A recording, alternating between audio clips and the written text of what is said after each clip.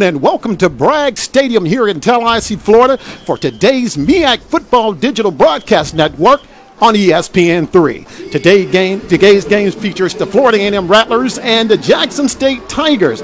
Hello everyone, I'm Melvin Beal along with Alfonso Barber.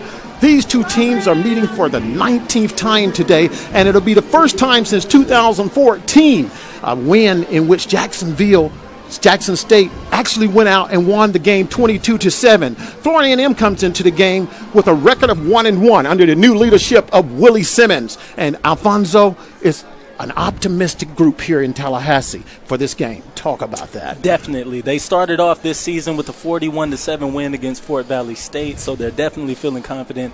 After that, they went on the road to Troy and fell 59-7. But if you actually take a closer look at the box score and not the final score, it was actually much closer. So that combined with the fact that Troy actually went on to beat Nebraska today, 24-19, I believe was the final score. Those guys know they weren't just battling some pushovers, and I think they're going to bring that to Bragg Stadium today. Now that we're talking about the Tigers of Jackson State, their game last week was actually canceled against Tennessee State in the Southern Heritage Classic. So they only had one game this year that they played, and it's Southern Miss, a 55-7 loss. Talk a little bit about the Tigers and their challenge coming into this season. Coming off of a canceled game, as you mentioned, it's just like a bye week. So they've just been battling each other in practice, and you have to really get that competitive juice flowing again to go out there and battle somebody else in another program. Jackson State owns the series record 9-7-2 over Florida A&M. When we return, we'll take a look at the keys to the game. You're watching MEAC football on ESPN3.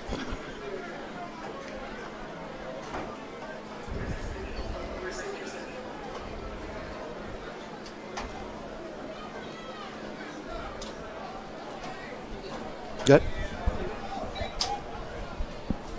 That was a little rough. Yeah. Yep. No, we got one more. I think coming back to the keys of the game, right?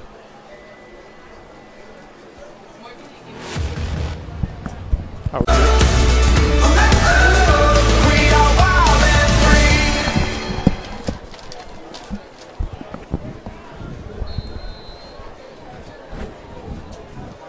Welcome back to Bragg Memorial Stadium, where Florida A&M is about set to take on Jackson State. The Tigers out of Jackson, Mississippi, set to kick off the ball for the Rattlers, Yahi Ali. And we're off here in Bragg Stadium. The return isn't going to go too far, just over to the 21-yard line there. And on that run is, I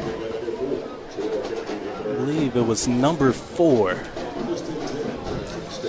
Tigers will take over on the 21. They come in 0-1 after a loss of 55-7 to Southern Mississippi. The Rattlers lost 59-7 to Troy State, but were very optimistic in some of their views. Definitely, as we mentioned earlier on the broadcast, Melvin, and both teams are coming off of those blowout losses, so you have a bunch of students on campus who are looking forward to have a conversation with you if you come out and have another loss today. Delay in the action on the field at this point. And while we have a break in the action, going back to that kickoff, that was number 4, Terrell Kennedy III, 5'11", 205-pound running back out of Mobile, Alabama. A delay of game penalty against Jackson State, and they will start at the 16. Jarrett Hayes hands the ball off.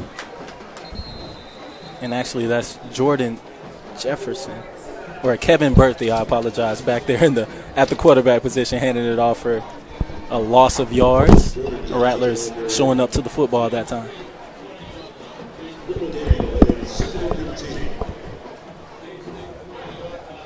Second and 18 to go for the Tigers. Ball is marked on the 22-yard line. And it's a breakaway run. Nice run for the Jackson State Tigers. They got a first down on the play. Still churning. And the Rattlers are going to have to wrap up. Otherwise, plays like that are going to happen. Tennessee Tigers are sticking to the running game early on. And right there, that draw play it paid off for them. Jackson State, first down and 10 yards to go. Ball marked at the 24-yard line. Make that the 34-yard line. And another run. There's a song out there that says, if at first you don't succeed, you try again. Try again, Mr. Mel. And right there, I heard on first down you only want 3 to 4 yards. Well, not only one, but that'll do the trick. So right now the Tigers are doing a great job with their running game. Ball is marked on the 37-yard line. Second and about 7 yards to go for the Tigers. And they make their first pass, and it's going to be incomplete on the play. And that was out to Rameek Wallace, 6'2", 195-pound receiver. And you just kind of sensed it coming. They were baiting the Rattler defense to bite on the run and then try to throw a quick one out to Hammer or to Wallace on the sideline. This Jackson State offense has been dubbed the air raid offense this year, as they were primarily a running team in the past, and now they are looking to put the ball in the air. The give is the number 20. Keyshawn Harper. And he's wrapped up behind the line that time by number 31 of the Rattlers. And that's Antonio Miller setting the pace for his defense as a senior. And with that, I think, Melvin, it's time to get into my first key of the game, which is what the Tigers tried not to do there but ultimately did, which is don't come out slow. After that 55-7 loss to Southern Miss and then also having their game last week canceled, these guys have to get out and run early and get those competitive juices flowing before it's too late. And that is not so good. Goes out on the FAMU sideline at about the 40-yard line. The Rattlers will debut this offense against the Jackson State Tigers, and actually they're going to mark this ball in Jackson State territory. At the 45, so in total that was a 25-yard kick from the Tigers right there, not even passing midfield. And we're going to get our first look at this Rattler offense today. The Rattlers are led by their quarterback, Stanley. He's in his second year. And Stanley is a redshirt junior. If the Tigers come out and load the box in anticipation of the run game, he has to keep them honest. And right there, completing his first pass for about 10 yards. And that's out to number 84. That would be Chad Hunter, a local product out of Rickards High School. Young man put up some big numbers for Florida A&M last year and is an all-MEAC preseason candidate. Getting out to a great start there. It's he and Stanley, as they're set to snap the ball again. Stanley gives the ball off up the middle for a short run. It may be what he needed, though. And it looks like they're going to move the chains. They are. First down and 10 yards to go, Florida A&M. The ball is marked on the 35-yard line. And the Rattlers have started out this drive in good shape. And this is prime time for Stanley to mix it up, for the offensive coordinator for the Rattlers to mix it up. As I was mentioning, he threw for 115 and 2 touchdowns in a blowout win from week 1 and went 15 of 27 for 208 yards last week against Troy. So today I'm going to say he is the secret weapon. Big run on the give. Rattlers open up with a trick play to number 19. Redshirt freshman Xavier Smith making some noise in Bragg. And they're going to move the chains yet again on this drive. And the Rattlers lining right back up. Is this a hurry up? Yeah, it is. No huddle. Pass is swung out. Nice run down to the 4-yard line. And they may get one of the receivers out there for holding. We saw the flag thrown in at the last second there. 11 minutes and 21 seconds remaining in the first quarter. We have no score here at Bragg Memorial Stadium in Tallahassee, Florida. Florida A&M is driving, and the ball is going to be placed at about the 3-yard line as the Rattlers are threatening to score early. So the penalty was actually on the defense, and the Rattlers will move forward those yards they were awarded and look to punch it in. Tigers stacking the line. And the give is to Bowers, who's stacked up there in the middle. It looks like there's a fumble on the play, and Jackson State recovers and dwarfs the Rattlers' drive. So Alfonso, again, can't make turnovers early in a possession. Definitely, and one of the things I was looking at before was turnovers. For the Tigers to have a chance in this game, they're going to have to do exactly what they just did, was force a turnover. The Rattlers have found an attack on offense, whether it be a run or pass game, in both of their 2 last games. So to counter that, the Tigers need some takeaways.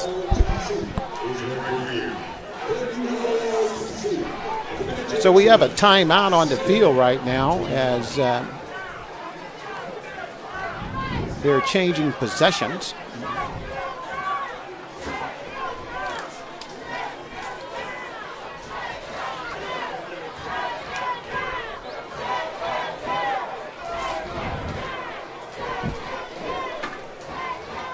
And the fans are keeping the energy up in the meantime. That's going to be on Sports Center. That's going to be on Sports Center. And that could be the game. We're in the first quarter with 11 minutes and 3 seconds remaining. Florida A&M just drove down to the 4-yard line, turned the ball over, and Jackson State is opening up, and they get a swing pass out for no gain. Stop. Ball is going to be marked around the 10-yard line. Stopped right at the line of scrimmage that time for the Rattlers. It was number 52, Derek Mayweather. Derek Ponder, the junior college transfer, is at quarterback for Jackson State.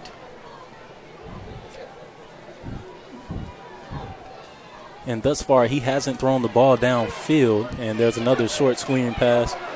And he breaks a tackle, and he's going to be pushed out at around the 24-yard line. For a Tiger first down. First down, Jackson State. Tigers thus far in the game, it's still early, haven't really opened up their playbook too much. We've just seen a few runs here and there and a few short passes. But I just kind of feel it in my bones. It's going to be a deep pass soon. Ponder, back to pass.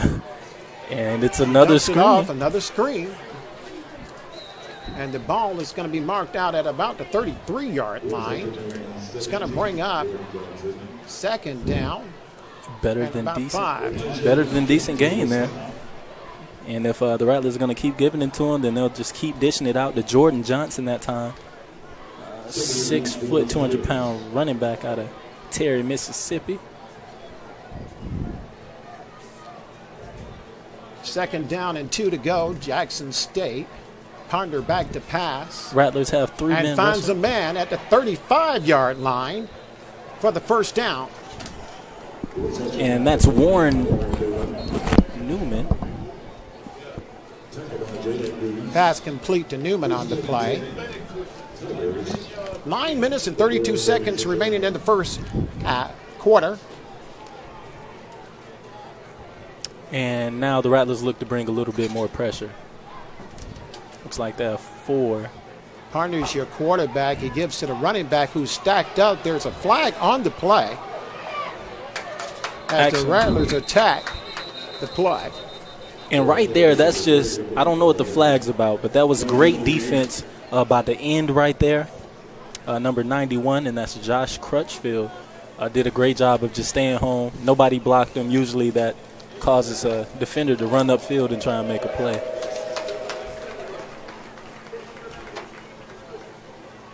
And that flag was against the Tiger offense. So they'll be backing it up about 5 yards.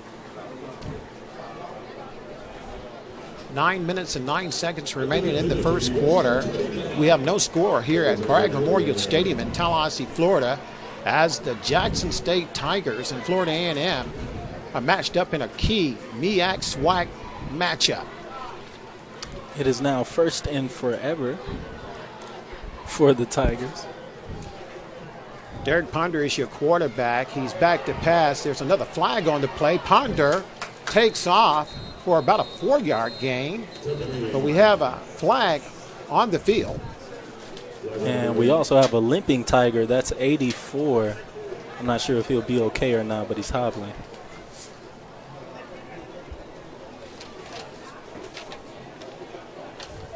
Seems to be so.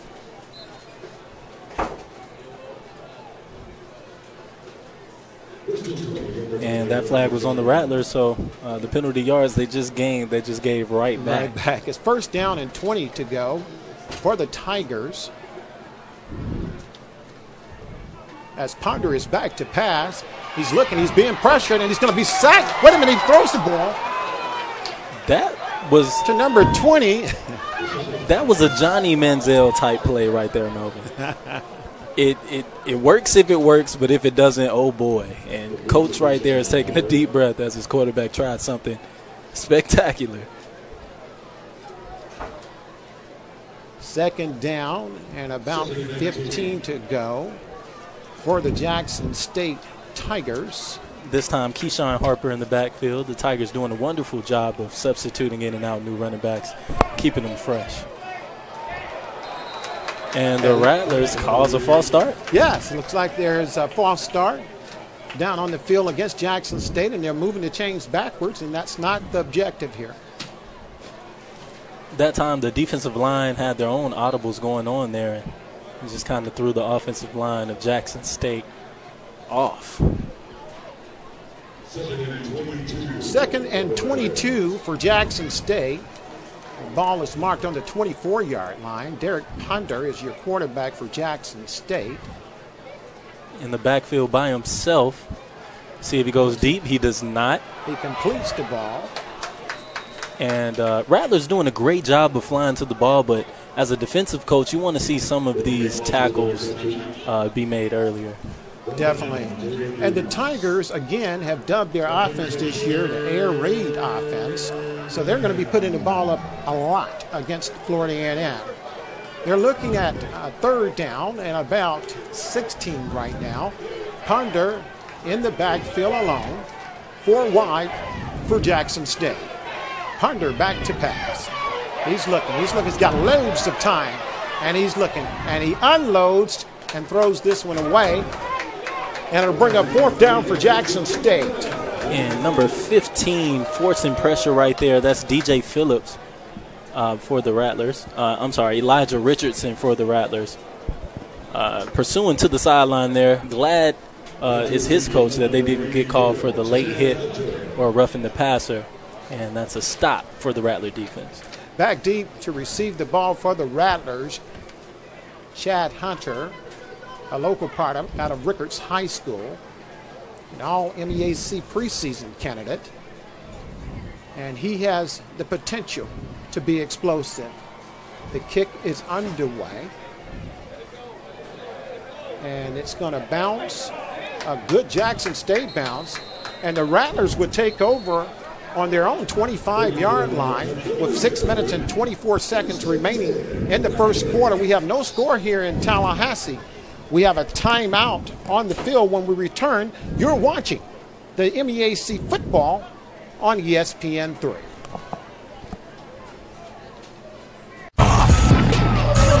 Can you feel it? Red Sox Yankees tomorrow at 7 ESPN. Telecast presented by Hancock Tire. On the team. Either you get complacent with where your energy is, or you're really hungry to get out there and battle against someone else.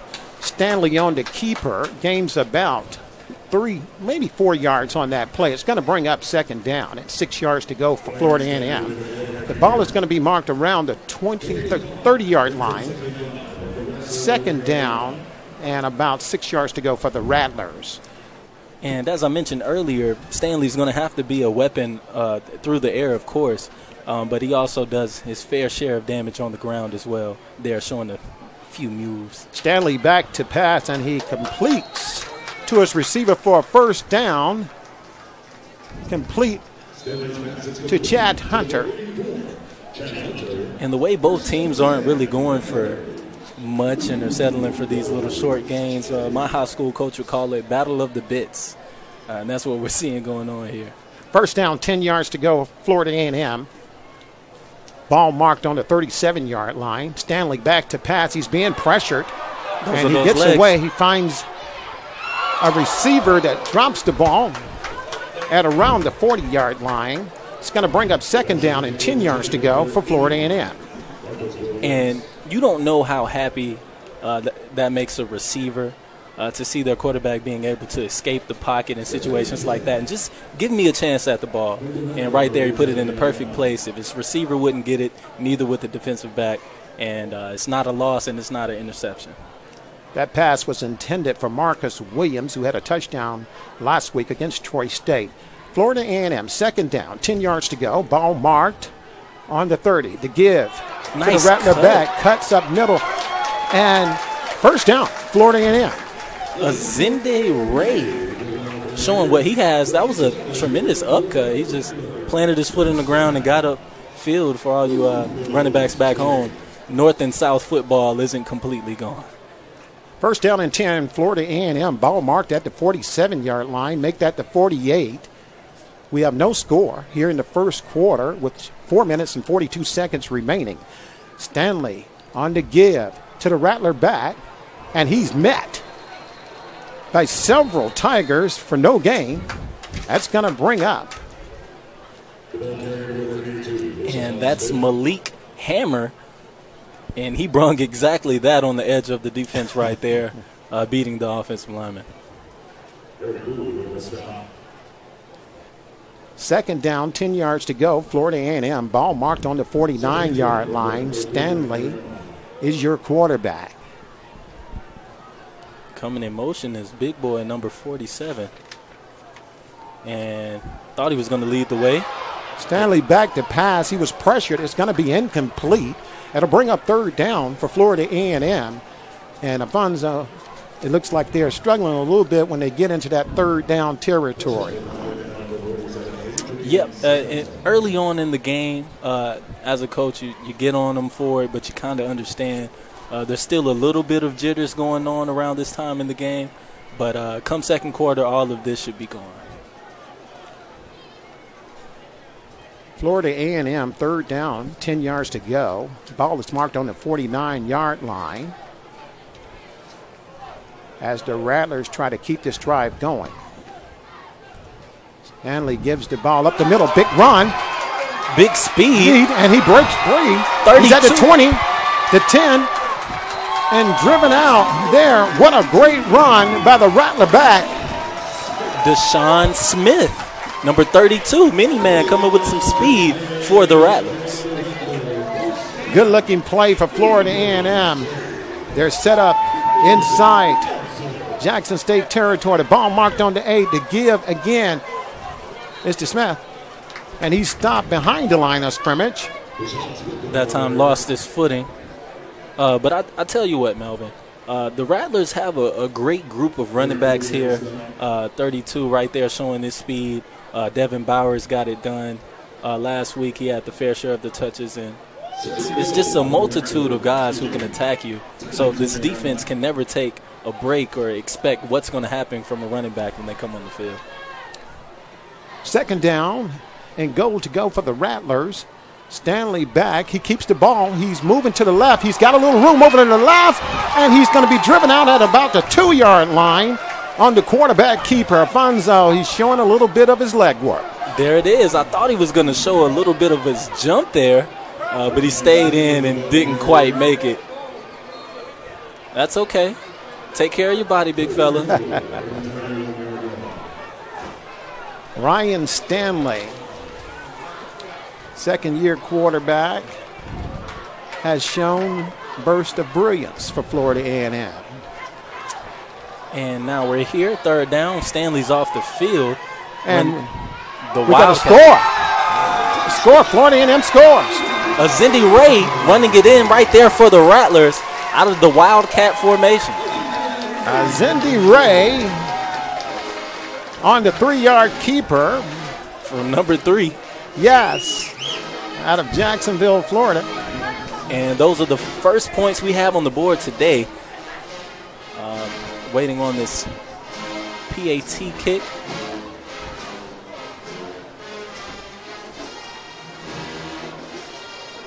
So the point after is up, and the point after is good as Florida A&M takes a 7-0 lead with 2 minutes and 40 seconds remaining in the first quarter here in Tallahassee, Florida. When we return, we'll be set for the MEAC football here on ESPN3. Mondays are made for Monday Night Football. Seahawks Bears, Monday 8:15 on ESPN. Set to kick off after an impressive drive that ended in a touchdown for the Rattlers. Capacity crowd on hand here in Tallahassee at Bragg Memorial Stadium, a stadium that was built in 1957, Avanzo, and this year they installed artificial turf, and it's looking good here at Florida A&M. Definitely is. A dark green out there for the Rattlers. And fielding the catch will be number 4, Terrell Kennedy III. He goes back to that sideline, and that's going to be around the 20-yard line. He's pushed out.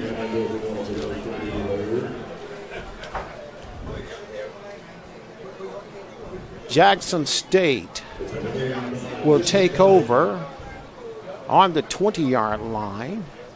It'll be 1st and 10 for the Tigers out of Jackson, Mississippi. Derek Ponder is the quarterback. And I'll tell you, Alfonso, there's a lot of pressure on the head coach.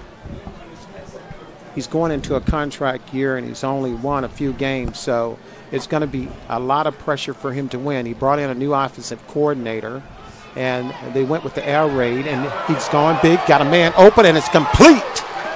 Down to the Rattler 39-yard line. Who was that on the catch? Number 6, and that is Carl Ollie. 6'3", going up and getting that football over the defender there, who was number 5, Jalen Dowse for the Rattlers.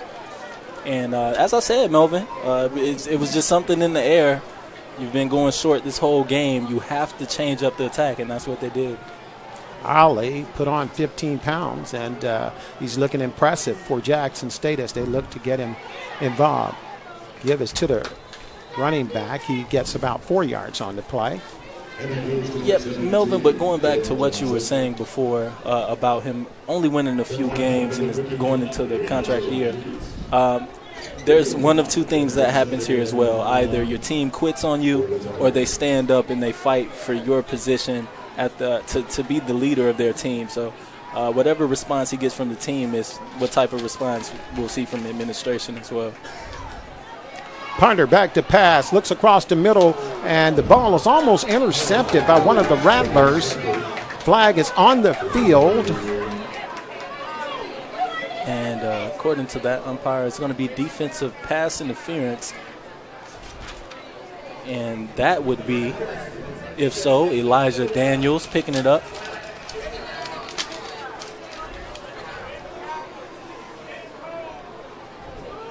Jackson State driving. Ball is going to be marked at the 21-yard line of the Rattlers. First down. 1 minute and 27 seconds remaining in the first quarter. Derek Ponder is your quarterback for Jackson State as they're putting together an impressive drive. Ponder back to pass again, pressure. He has a completion to his running back out to about the 15-yard line for Jackson State. Melvin, I believe we're seeing the aerial version of the ground and pound. We're seeing it done with screen passes, and it's kind of working. Definitely looking good for the Tigers as they are under an impressive drive right now. There's a stop in the action.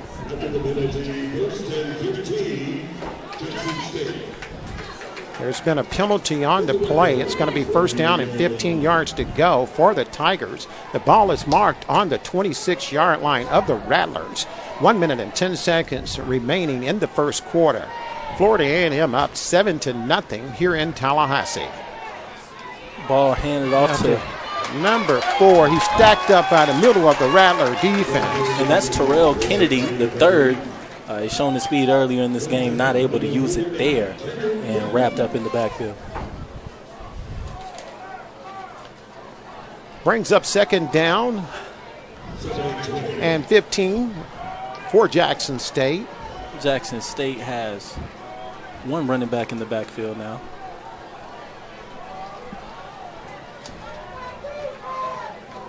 And 3 receivers. Ponder is the quarterback.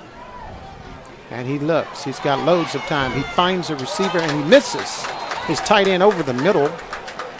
He's going to bring up third down for the Tigers. And that pass was pretty far behind the intended receiver there.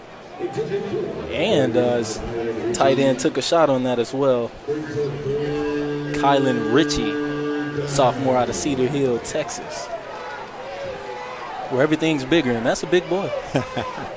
Third down, 15 yards to go for Jackson State. Ball is marked at the 31-yard line. Ponder back to pass, flips off to its running back, who finds a little running room, but it won't be enough as he's brought down inside the 30 at the 26-yard line of Florida A&M. It'll bring up fourth down for the Tigers, and they'll have to come in for a quick. They'll have a few plays where it works, and then it's like the Rattlers are playing prevent football. Well, that's the end of the first quarter. Florida A&M up 7-0 over Jackson State. When we return, we'll be set for the second quarter. You're watching the MEAC football on ESPN3. On ESPN2. Welcome back to Bragg Memorial Stadium here in Tallahassee, Florida. As Florida A&M leads Jackson State 7-0 here in the second quarter. And here are the Tigers lined up for a field goal, trying to get some points on the board. And the kick is off. And the kick is good. Through the uprights. Rattlers almost got there, but not quite. And score now 3-7. With 14 minutes and 55 seconds remaining in the second quarter, Jackson State gets a field goal. And the score is 7-3, Florida A&M on top. Melvin, in that time that we had off, the 1978 squad was honored. That football team here at FAMU captured the inaugural NCAA Division 1A or 1AA, now FCS National Championship. And it was just honored on the field there. Head coach Rudy Hubbard and his staff and members of that fabled team served as honorary captains prior to the game as well.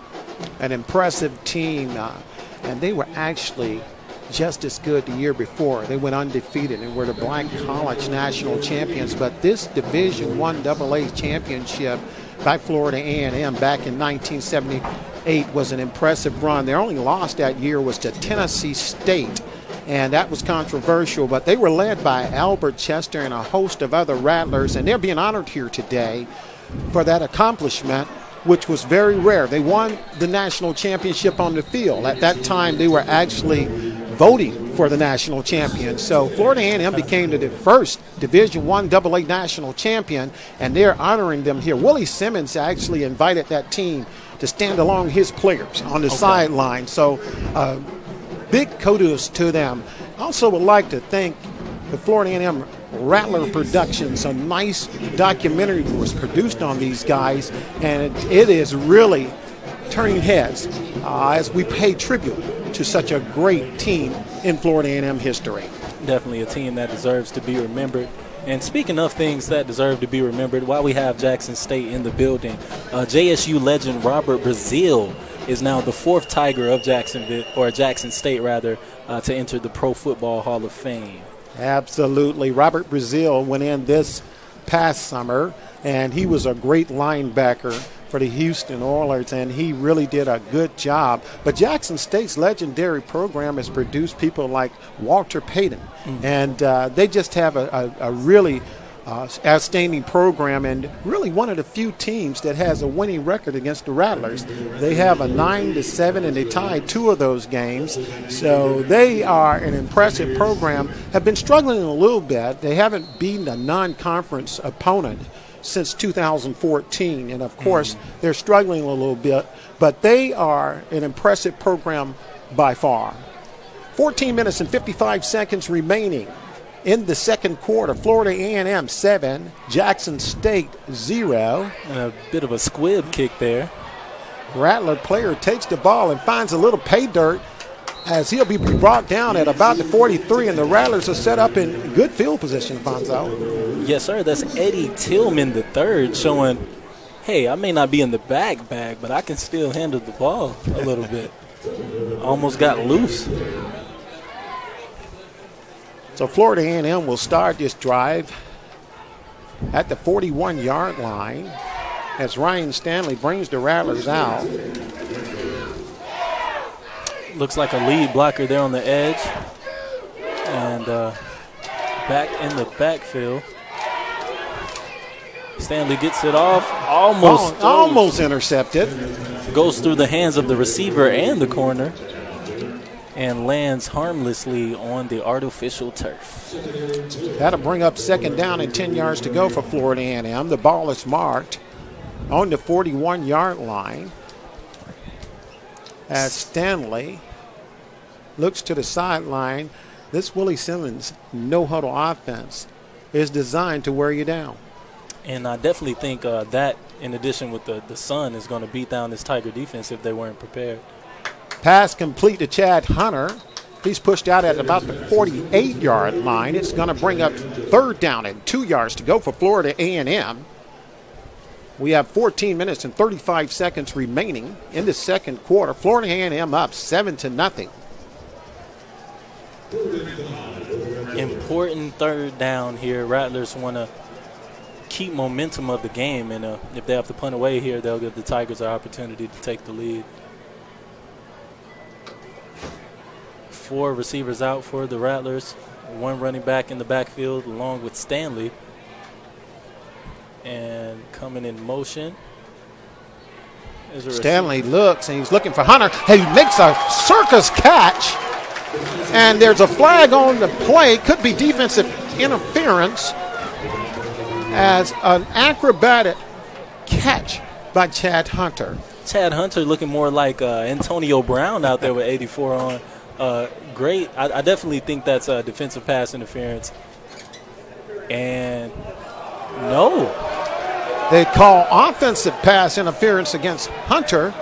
That takes away a brilliant catch. And it's going to set the Rattlers up for a long third down. I'm not so sure about that one, Well, if you look at it here, whatever happened early. Yeah, couldn't quite get it on that camera angle, but we're here back in action. See if the Rattlers can make up for that. And that's now third and forever. Have a timeout on the field by Jackson State.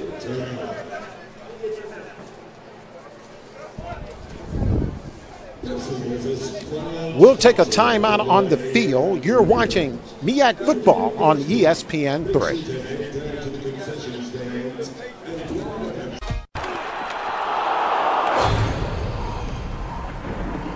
Kenny Mayne. Hey, just here to let you know, that's going to be on SportsCenter. Back to Bragg Stadium as Florida A&M is on third down. Stanley keeps the ball. He's running, and he stops short of the first down at the 50-yard line. Welcome back to Bragg Memorial Stadium as Florida A&M has a 7-0 lead over Jackson State. We have 13 minutes and 28 seconds remaining in the second quarter. And it looks like they're going to line up and go for this on fourth down and short. Fourth down, 2 yards to go. Florida A&M's going for it on fourth down.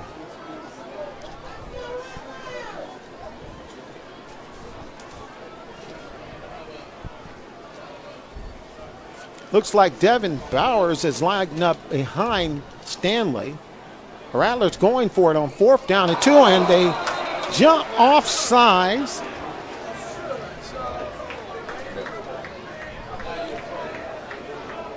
Xavier Smith looked like he jumped a little bit early, Afonso, and now that definitely changes the equation as the Rattlers will have to punt this ball. 12 minutes and 56 seconds remaining in the second quarter. Florida A&M 7, Jackson State 3. Possibly the most annoying thing that gets underneath the coach's skin is that right there. You're trying to draw the defense off offsides and offensive person jumps. Chris Badul with the deep punt. One of the better punters in the MEAC.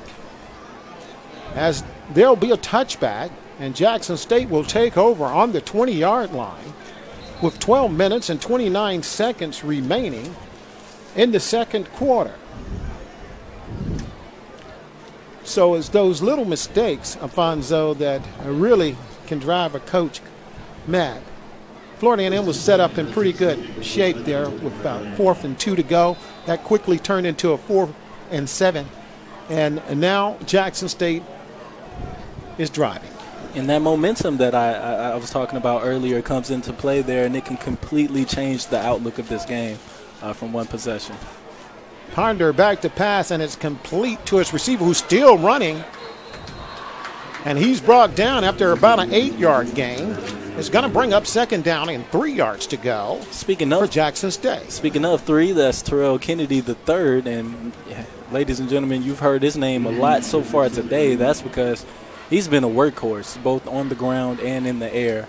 And he may be small, but he is a tough runner. Second down and 3, Ponder back to pass, and flags all over the field. And their runner is still on his feet, and he's going to be met by about 5 Rattlers at the 39-yard line. A lot of laundry on the field right now, so that'll be coming back for Jackson State. A lot of laundry. Let's wait while the referees clean it up. And it's going to go in favor of the Rattlers. I believe it was holding. So the ball looked like it'll be marked at the 24-yard line of Jackson State.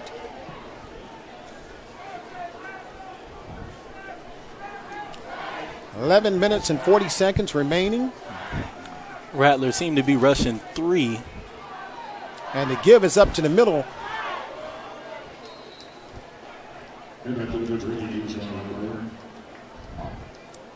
And that time, stop for a short gain of about 2 or 3. Brings up third down, which Jackson State has saw a lot of today. Let's see if they can convert here. Third down and 4. Ponder. Ball almost intercepted by a Florida A&M defensive back. Who was timely play for the Rattlers. Jackson State will now punt. And that was Herman Jackson, a freshman, showing up. If anything, it's a knockdown, Melvin. So they're happy it wasn't complete, but he did want to be walking in with that one for 6.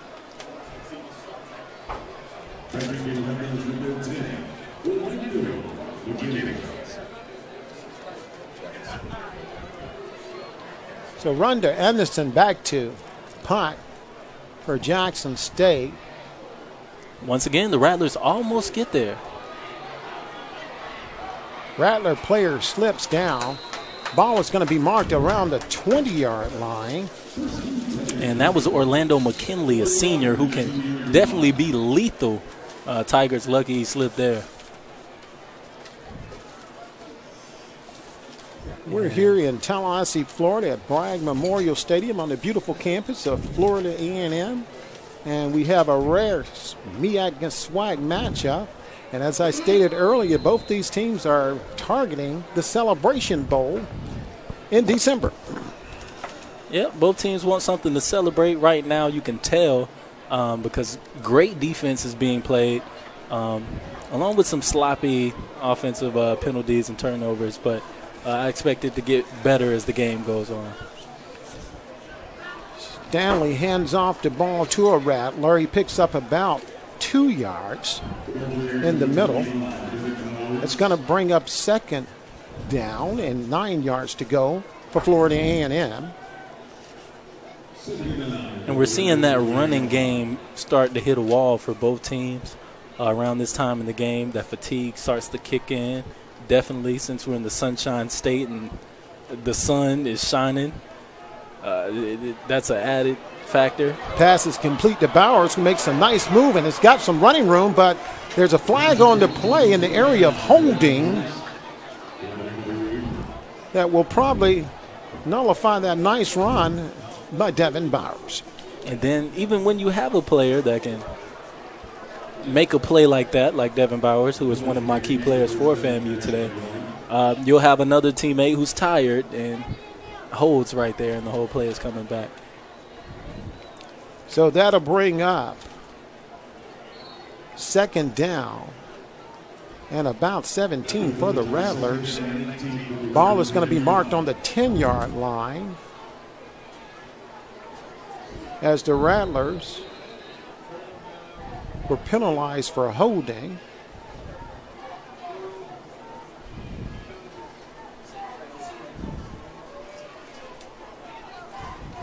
Ten minutes to go in the second quarter. Florida A&M up 7-3 over Jackson State. A little confusion going on with the offensive lineman. But now that we have that situated, second down and about 17. Bowers motions to the right. Stanley looking loads of times, and he finds a receiver at about the 25-yard line. It's going to bring up third down and about 6 for Florida A&M. And that's Nick Dixon, another freshman, and he's out of, guess where? Tallahassee, Florida. Godby, stand up. Godby with a big win over Leon High, 57-0 last night here in Tallahassee. Nick Dixon apparently got the memo, is trying to keep it going. Stanley back. Blanketed by Bowers. He's looking, finds his receiver for a first down. Ball is going to be marked on about the 32-yard line as Florida A&M gets the first down. Marcus Williams. That's about as easy as it gets right there. Exactly. The Tiger defense is doing a lot of motioning and giving Stanley a lot to look at right now. But as the game goes on and Stanley gets more comfortable with what he's seeing, I expect this Rattler offense to get a lot more efficient. Not on this play. To be a little bit motion by the Rattlers. That's going to probably cost them 5 yards. Going over the first quarter stats, Florida A&M actually had 6 first downs to Jackson State. Make that Jackson State had 6 first round downs to Florida A&M's 5. The Rattlers rushed for 87 yards, and they passed for 92. Stanley in the huddle. He's back to pass. He looks, he finds a receiver who's met by a host of Jackson State Tigers. And Melvin, at this point, I want to see a truce between both coaches. Just walk out the midfield, shake your hand. No more screen passes, at least for this half. At least. That seems to be the weapon of choice. Definitely. With second and long, let's see if the Rattlers try a pass here. Stanley back. He's looking, he passes, and the tight end really wasn't looking for that play, but we have a flag on the play. So we'll let the referee sort that one out. And holding again. Holding against Florida A&M. Right there, the receiver was bailed out by the lineman because, honestly, you're supposed to swing your head around as a receiver. The ball looked like it was right where it was supposed to be, that spot ball, and he just couldn't come up with the catch. They're actually respotting the ball right now. It's going to be placed on the 25-yard line of Florida A&M.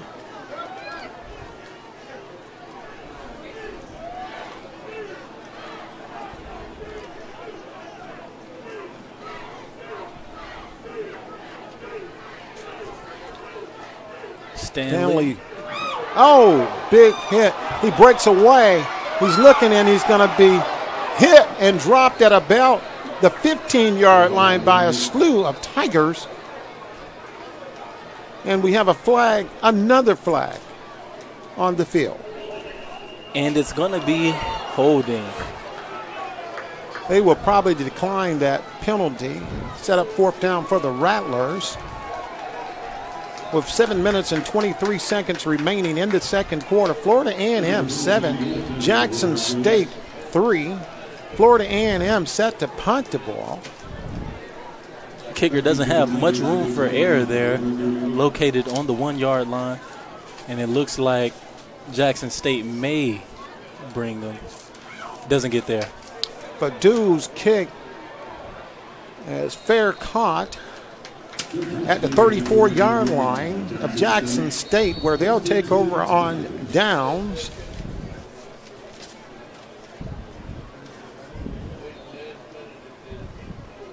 And Alfonso right now, Jackson State. Game. And there's nobody here with me. As Jackson State's quarterback Ponder completes the ball to the 45-yard line. It's going to be a first down for Jackson State. Welcome back here to Bragg Memorial Stadium in Tallahassee, Florida, where Florida A&M leads 7-3 over Jackson State here in the second quarter.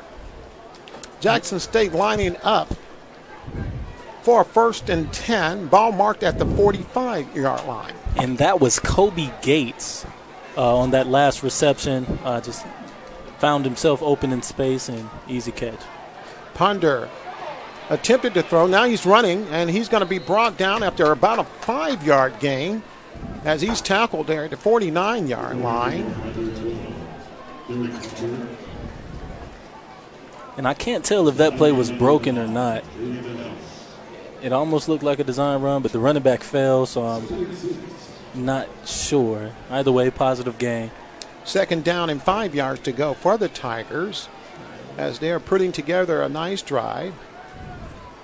Ponder, the junior college transfer, is back to pass. He's looking. He swings off to his running back, who's going to be met there by several Rattlers, but he's still running, and he's close to the first down, Alfonso.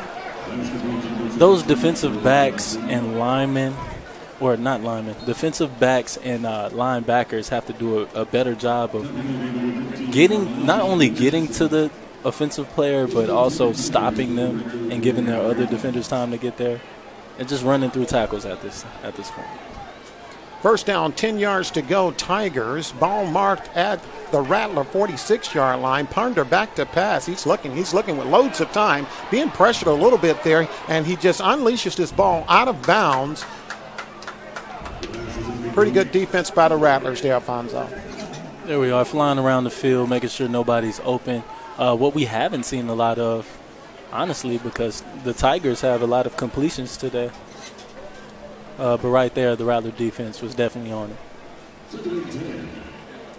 It's going to be second down and 10 yards to go for the Tigers. 4 wide outs for the Tigers as well. Ball is marked on the 45-yard line. And the ball is hit.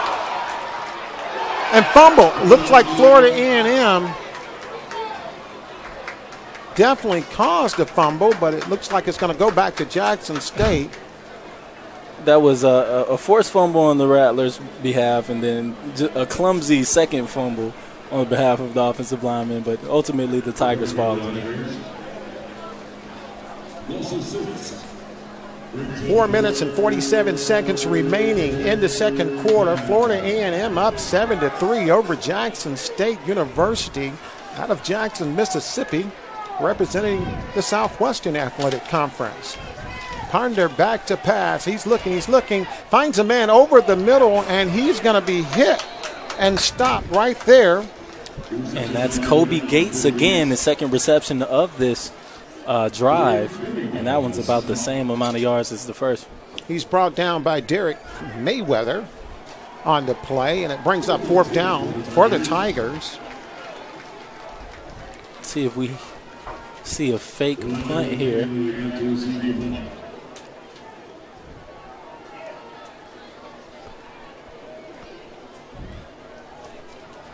Orlando McKinney is set to receive the punt. And this one is going to go into the end zone for a touchback.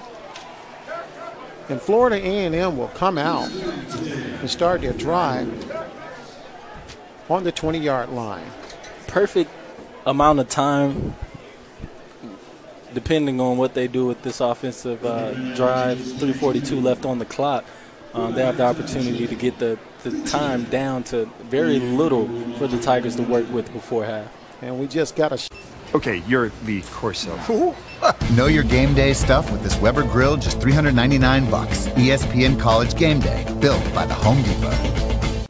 Welcome back to Bragg Memorial Stadium as Florida A&M leads Jackson State 7-3. Florida A&M, first down and 10 yards. Stanley completes to Smith, who finds a little running room, and that's going to be a first down for the Rattlers. Nice first play for Florida A&M. That's the type of running that you want to see. That's just sparks the offense when they see you running with power, aggression, and that can totally change everything for this football team. First down, 10 yards to go. Florida A&M, ball marked on the 34-yard line. Coming down around 3 minutes now on the scoreboard. The give inside. And that play developed just a little too slow. Bishop. Nope, not Bishop. That was Deshaun Smith on the carry. After an explosive run earlier, the defense wouldn't let him get loose on that one. Brings up second down and looks like about 11 yards for Florida A&M. Ball marked on the 33-yard line. And the give is to Smith again. Up the middle, he finds a little bit of running room as he's brought down on the 33-yard line by a host of Jackson State Tigers. And I'm not sure what Coach Simmons' plan is after three quick runs right there. None of them really getting anywhere. Let's see what they can make happen here on like 3rd and 8, 3rd and 7. Crowd getting set for halftime and the marching 100.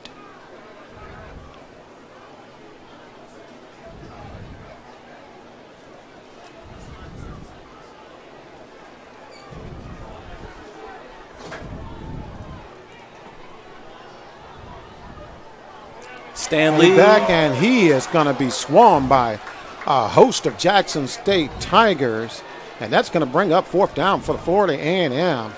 And it's a 1 minute and 44 seconds remaining in the second quarter, and things didn't go as planned for Willie Simmons on that possession.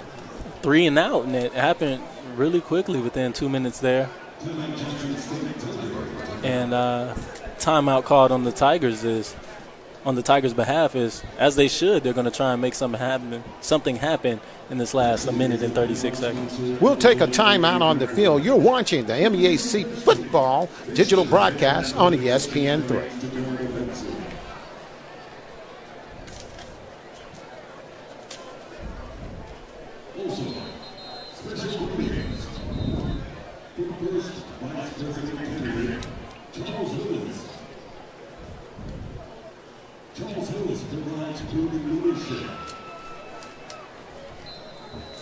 One minute and 36 seconds remaining in the second quarter. Florida A&M with a 7-3 lead. Back deep to receive the ball for Jackson State is Newman Warren. Ball hangs in the air and goes out of bounds around the. See what the referees give it. 35.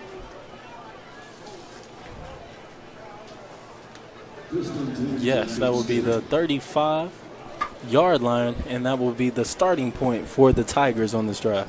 Rattler fans enjoying themselves here in Bragg Memorial Stadium. Everybody has fans. It's pretty hot out here. As Jackson State takes over, first down and 10 yards to go. Bar marked on the 35-yard line. We have 1 minute and 29 seconds, so Afonso, they're probably going to go to their quick play offense. Let's see if the Rattlers complete the pass. Great job there. Kept them inbounds. Doesn't get the first. Clock still moving.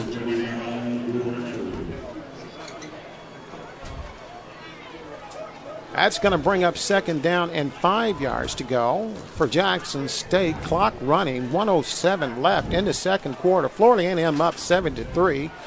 And the give this time is to the running back, who finds a big hole in the middle, and he's still running, and he's down to the 26-yard line of Florida A&M. A big run by the running back from Jackson State. Gaping hole, and the Tigers aren't going to sit there and celebrate about it. They're lining up again. 50 seconds on the clock now. The give is to Jordan again, and he's up the middle. He gets about 6 yards. 46 seconds remaining in the second quarter. Jackson State threatening to score.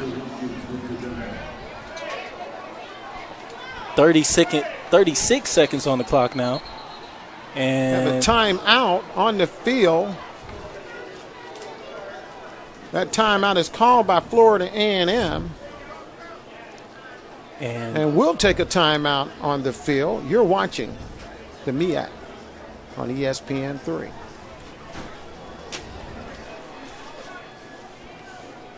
Got to get in sync.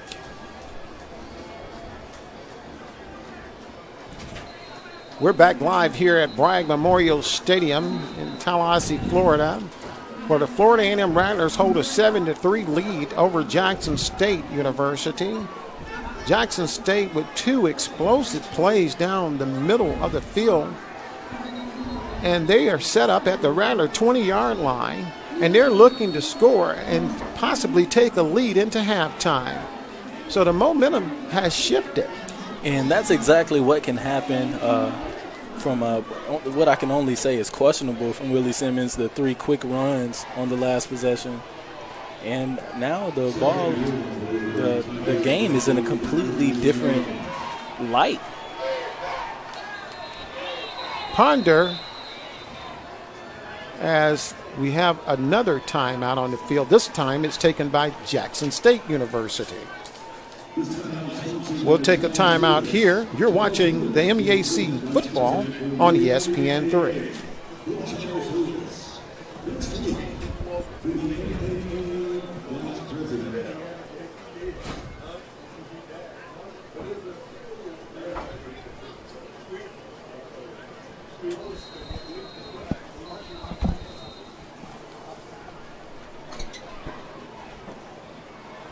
So Jackson State threatening to score. We have 7-3 Florida A&M lead. 33 seconds remaining in the second quarter. Jackson State with an impressive drive right now, as Ponder is your quarterback, and they're looking to score. Second and just a few yards. Ponder back, and he's going to be sacked at about the 32-yard line. And that's going to be Josh Crutchfield, the defender who made a great play earlier in the game, redshirt sophomore, 6'2", 220, out of Lake Worth, Florida. Clock still running. Jackson State ponders back to pass. He finds his running back over on the sideline. He's still got running room. He's still running down to the 10-yard line. 5 seconds remaining in the half. And that's likely where they'll kick their field goal, unless they're going to take a really, nope. It's going to be the field goal unit coming out. Looks like Runza Anderson is probably going to be kicking from about 27 yards out. 4 seconds remaining in the half. Florida A&M up 7-3. As Jackson State looking to put a cap on an impressive drive as the kick is up. And the kick is good. And Jackson State pulls to within 1 here in Tallahassee, Florida, as the half ends 7-3. But Rattler fans, wherever you are, if you're worried about the morale or the energy, don't, as the Marching 100 will be walking onto the field. So we're at the half here in Tallahassee, Florida.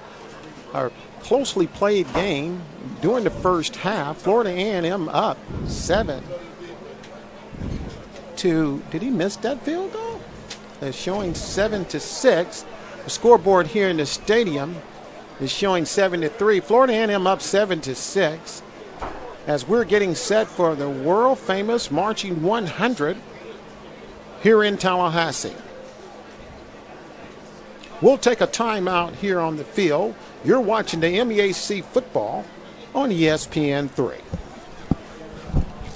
Limited, so hurry in today. Outback Steakhouse, Aussie rules. The MEAC's digital broadcast network here on ESPN3. In the first half, Florida A&M is holding a 1-point lead over Jackson State, and I tell you, it's been a defensive battle, Alfonso, in the first half. Definitely has that in addition to the penalties that are happening. But just 7-6, as you mentioned, both teams having a struggle with either the passing game or running game here at the stat sheet. In the pass game, JSU has 146, so they're doing fairly well in that area. Florida A&M only has 72, as opposed to the rushing game, which is going a lot better actually. They have almost 100 on just 16 carries, while JSU only has 58. So that's the current dilemma. Florida A&M open up with a nice touchdown early in this game, but Jackson State, you could see them coming on at the end as they got their offensive rhythm. Talk a little bit about this Rattler defense and their response to Jackson State. Thus far, in the second half, as you said, JSU is starting to get more comfortable. They're letting some receivers get open down the field, and that's just some second half adjustments that they have to get on. They were stopping it pretty well in the first quarter, so they just have to get back to assignments and things like that. Well, we are here at halftime, and of course you hear the famous Marching 100 in the background. But Jackson State, again, was finding their rhythm as they were coming out. What do you think the adjustments will be for Florida A&M as they come back in the half? I don't know if they're going to pull some more guys off of the line and put them in the backfield. They were doing it here and there. So I don't know. I think it's going to be a formation thing that Willie Simmons is going to get with his defensive coordinator with. And what exactly that is, I'm not sure. But we're ready to see, Melvin. Well, Florida A&M holds a 1-point lead right now over Jackson State. You're in tune to the MEAC Digital Broadcast Network here on ESPN. We'll be back in a moment. Call or visit us today.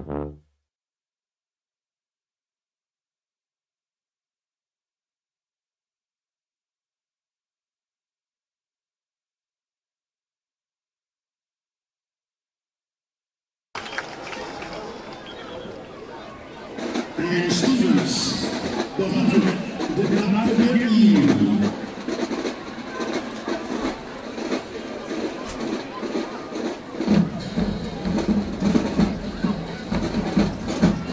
It's time for some city girls. 173 Friday. Childish Gambino. This is for you. It's time to live it up and be a little like little Duval and smile.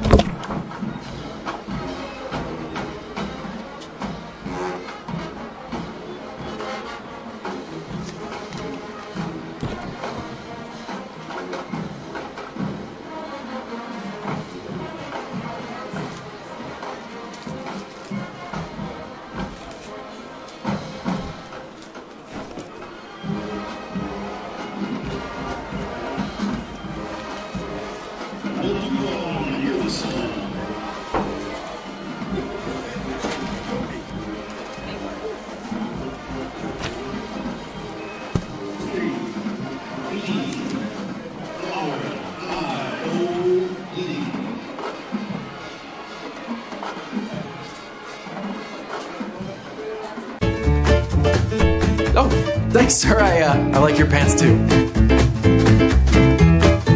Memorial Stadium here in Tallahassee, Florida, where Florida A&M holds a 7-6 lead over Jackson State.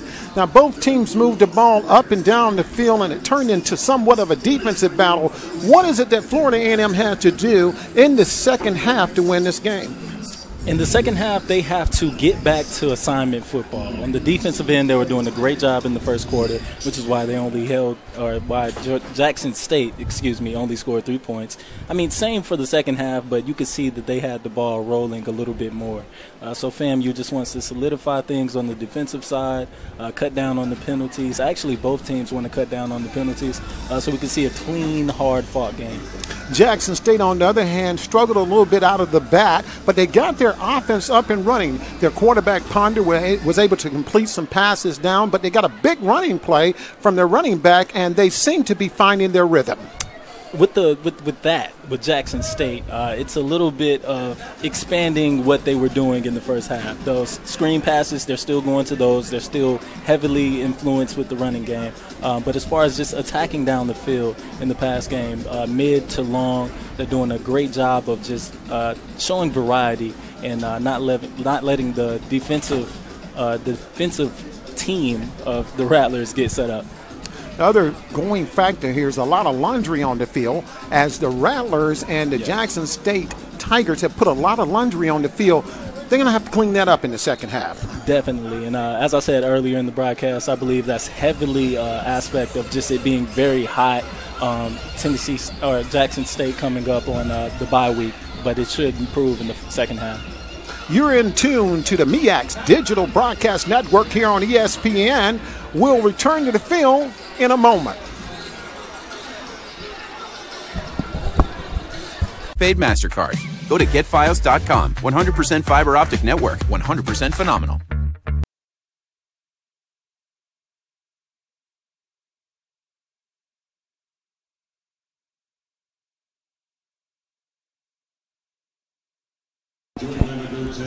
Welcome back to Bragg Memorial Stadium here in Tallahassee, Florida, where Florida A&M holds a 7-6 lead over Jackson State, as Jackson State kicks off the ball, and the Rattler runner found some running room to the left. He's got some running room to the right. 2 flags on the play, and that call would probably bring this back.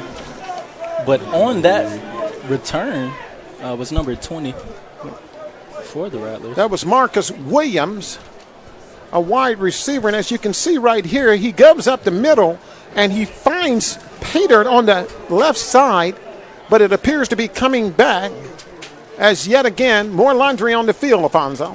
That was number 80, And Rattlers starting off with what they needed to lead in the first half. But it's still penalty possession after penalty possession. The only good news for them is that the Tigers have been matching that energy thus far. So the Rattlers will take over. It looks like the ball is going to be marked on the 20-yard line. We're just underway here in the second half after a nice performance by the Florida A&M band.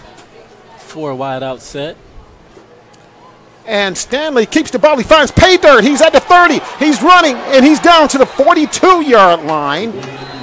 And a big run and more laundry on the field. And this one is going to be holding against Florida A&M. I'm not quite sure where it happened,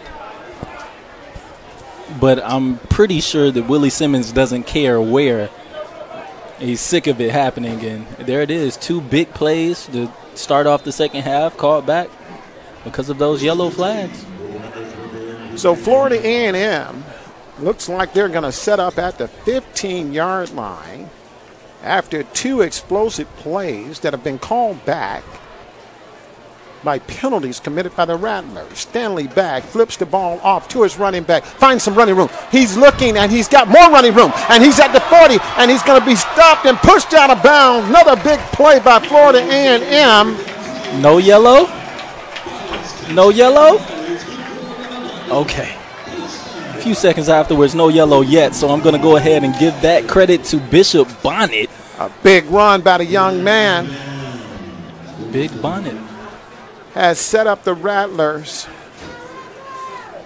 in really good, but now the officials are meeting yet again. 14 minutes and 1 second remaining here in the third quarter. We're at Bragg Memorial Stadium. And thank you for joining the MEAC Digital Broadcast Network on ESPN3. So we have a brief timeout on the field right now as the referees want to take a look and see what happened. But watch this play right here, Fonzo. Great move to the outside by Bonnet, and he's going to be pushed out. So I guess they're looking to see where the ball is spotted for Florida A&M. I believe that has to be it, Melvin. Didn't look like any foul play on that. Wasn't really much space to. Wasn't a block on there. Wasn't a hold right there. No blocks in the back. So it has to be a spotting issue. Yes. So we have a timeout here on the field as the referees have an injured player for Jackson State that's being escorted off the field. That looks like. And that has been the delay in the action right now. And that's Tyler Rogers, DB, 5'10", 205 pounds, junior out of Starkville, Mississippi. And didn't even see him over there. Yes, he fell on the Rattler sideline, so it made it difficult to spot him. Rattlers are set up on the 49-yard line of Jackson State. We have 14 minutes and 7 seconds remaining in the third quarter. Rattlers on an impressive drive after a nice run by Bonnet. Stanley back to pass. He's looking deep, and he has a receiver open. It's Marcus Williams. A great play by Jackson State. Defensive back. C.J. Holmes. What a great play. He was open there briefly. And I believe he knocked it down last second. Watch the break on the ball, and he puts his hand in the last second. Great play by the young man. Touchdown saving play. Second down. With that, the Rattlers are going to have for to the Rattlers. And about 11 yards to go. 4 wide outs. See if they do put Bowers in motion. The give is to Bowers up the middle, and he's met in there by a host of Jackson State Tigers. He may have gotten 1 yard on the play. They're going to bring up third down and 10 yards to go for the Rattlers. And once again, it's just ground and pound, very short gains. And I've been told, Melvin, that this sort of football sets up teams for big plays later on. So do you expect for us to see an exciting second half, or do you think the sun is beating down on these guys? Well, actually, we're getting a shadow on the field, so the sun is going down, and maybe these players have been properly hydrated as Bowers is stopped in the backfield by a host of Jackson State players. It's going to set up fourth down for the Rattlers after an impressive drive highlighted by a run by Bonnet. The Rattlers will be turning over on downs now. If they can keep up that same pace, then they'll be okay for the rest of this game. You saw they had a multitude of good plays that were actually called back, resulting in this kick right here. Fadu's punt is going to go out of bounds, and it looks like it's going to be an impressive punt. Did that go into the end zone? 4-yard line. That's where they're marking. A great punt by Fadul goes out at the 4-yard line. He's one of the top punters in the MEAC. Memorial Stadium as Florida A&M leads Jackson State 7-6 here in the third quarter. We have 12 minutes and 36 seconds remaining. A great punt by Christian Fadul has placed the Rattlers defense in good position against Jackson State as they'll take over on their own 4-yard line and look to get something going here in the second half. And the Tigers are jam-packed against their own end zone here on the 4-yard line. Good punt by the Rattlers. And the Tigers lining up now to snap the ball. Ponder back to pass, and he's going to be hit in the end zone. He just kind of throws this ball away. To my understanding, that's a safety, unless he was out of the box. It looks like he got rid of the ball at the last minute. It's going to bring up a second down and 10 yards to go for Jackson State. Ball is marked at the 4-yard line. 12 minutes and 4 seconds remaining in the third quarter. Florida A&M 7, Jackson State 6. Two backs in the backfield for the Tigers. Ponder back in his end zone to pass again. Let it go and has a man complete at about the 15-yard line. It looks like it's going to be a first down for Jackson State. And that gives them a little bit of real estate, Avanzo, as they get off the goal line. And there, as I mentioned earlier, the Rattlers are playing prevent defense. They have about 3 defenders just in open space behind that catch. Somebody has to come up. Ponder back to pass, and it's a screen. And he finds his man, who finds a little bit of pay dirt as he's run out of bounds at about the 27-yard line. And that's going to be another first down for Jackson State. Impressive-looking drive as they started deep in their territory. Tough sledding, Jordan Johnson there. Not letting the Rattler defender take him down even when he went out of bounds. A hard-nosed running. Jackson State on the move. First down and 10. And the give is to their running back up the middle. He gains about 3 yards. It's going to bring up second down and 8 yards to go for the Tigers, who are starting to put their air raid offense in effect. And we have another injury. Jackson State man down on the field. Looks to be getting up now, but this is a very important guy. Jordan Johnson has pretty much been the two to Terrell Kennedy's one. Yes, he is an important player. He's up on his feet right now and being attended to by the trainers of Jackson State. Looks to be in pretty good shape. Has a little limp, but I think he'll walk it off on the sideline and return to action. Sets up Jackson State at the 31-yard line. It'll bring up second and about 8. We have 11 minutes and 29 seconds remaining in the third quarter. Florida A&M holds a 7-6 lead over Jackson State. Ponder getting the Tigers set. 4 wide outs, 1 running back in the backfield. And the give is to the running back up the middle, and he's met by a host of Rattlers in there. Led on the tackle by Derek Mayweather. Nothing doing. 1 offensive lineman versus 3 defensive linemen right there. You're not going to win that battle. Third down for Jackson State in what began as a drive near their goal line as they started at the 4-yard line. 2 impressive plays, and they end up at the Rattler 30. They're looking at a 3rd and 8 right now. Split backfield. Ponder back to pass, being chased by Mayweather, and he's going to be hit, and he throws the ball away, and I do see a flag on the field. Pass was incomplete anyway.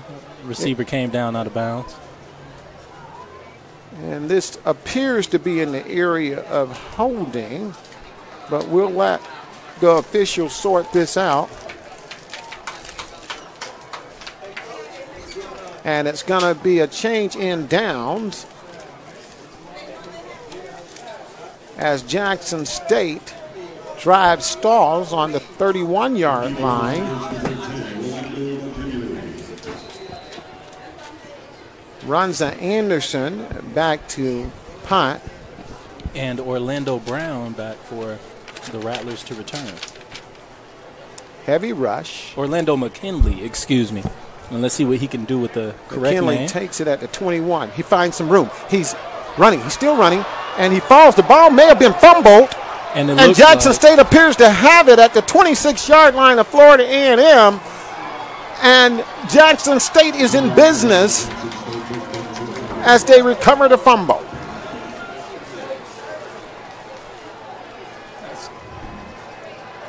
And that's what you did not want if you were a Rattler here. The Tigers really are in prime position to take this lead, whether that be a field goal or a touchdown. And then you have to answer what you haven't been able to score for the vast majority of this football game. So both teams here have to wake up.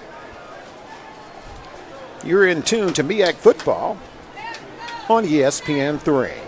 Jackson State takes over first down, 10 yards to go. Ball marked at the 27-yard line. Split as Ponder finds a receiver for not much of a gain right there. Kobe Gates. It's been a minute since we said his name. That's true. Gain of about 2 yards on the play is going to bring up second down, 8 yards to go for Jackson State. And again, 4 wide outs. Really airing it out like you expected, Melvin. Ball marked on the 26-yard line. Ponder looking, has a man open, but he overthrows the pass, and he was defended well by the Florida A&M defensive back. Terry Jefferson out there, the redshirt junior, wasn't fooled by what he saw going on. And if the ball was thrown a little more infield, he may have came up with an interception there. Big play for the Tigers as the ball is marked on the 26-yard line of Florida A&M as they recovered a punt. And they're in business at the 26. Ponder back to pass. He's looking, and he throws across the middle, and the ball is incomplete, but we have a late flag. Likely pass interference on the Rattler defender. And the referees are meeting up, having a conference. Let's watch this as he passes the ball. The ball hits the ground, and it appears that they're going to wave this off, as I see a lot of the Florida A&M players clapping right now. But Jackson State had a golden opportunity down inside the Rattler 30-yard line after picking up a fumble on the punt. And it looks like they're going to go for a field goal. And this is going to be in the 40-yard range by Runza Anderson. Even if this is a successful kick for the Tigers, it's still a win for the Rattler defense, and it gives the offense a little bit of attitude.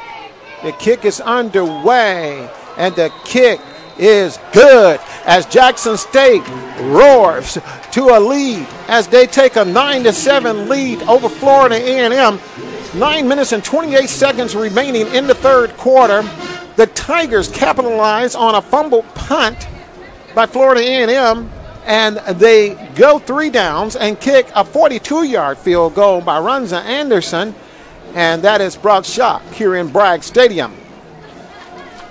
Dos Equis, keep it interesante.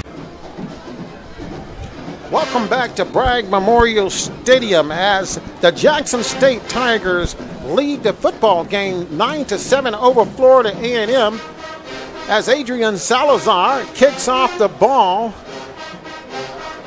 Rattler runner finds some page work up the middle and returns the ball out to the 35-yard line. So while Jackson State stalled on that drive, they did get 3 by Christian Jaquin, and they go up 9-7.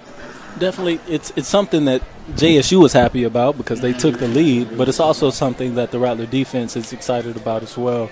And we get to see here if it was worth it with their offense coming out on the field looking to reward their defense for standing up. So Florida A&M looks to get something going. The Rattlers had a big play on their last drive by Barnett, but that drive stalled inside Jackson State territory as the Rattlers are set up at the 40-yard line. Stanley back has a man wide open as Chad Hunter. He receives the ball down to the 46-yard line of Jackson State, and we have more laundry on the field. And on behalf of, or on the side of FAMU's fans, if this is on them, it's becoming a pretty depressing game. And it wasn't. And you hear the relief in Bragg Stadium. Yes, that sigh of relief was for Rattler fans, but big play from Stanley to Chad Hunter, who has come up with several big catches on the day. And Florida A&M is actually going to gain more yardage on this play as they're moving the ball down deep into Jackson State territory. And they're setting the Rattlers up on the 31-yard line of the Tigers. We have 9 minutes and 13 seconds remaining here in the third quarter. Jackson State 9, Florida A&M 7. Stanley did a great job of just dropping the ball in over the corner right there. And see if they spread the defense out a little bit here. Stanley under pressure just throws this ball complete to Hunter, who escapes one player, but he completes the ball to Hunter down at the 25-yard line. Now more laundry on the field. And Alfonso, regardless to which way you look at it, too many penalties by both teams in this game. Definitely the only thing you could possibly say in their favor is it's still early on in the season, but third game now, coaches want guys to go ahead and start getting with the program. This is, I think this qualifies as sloppy football.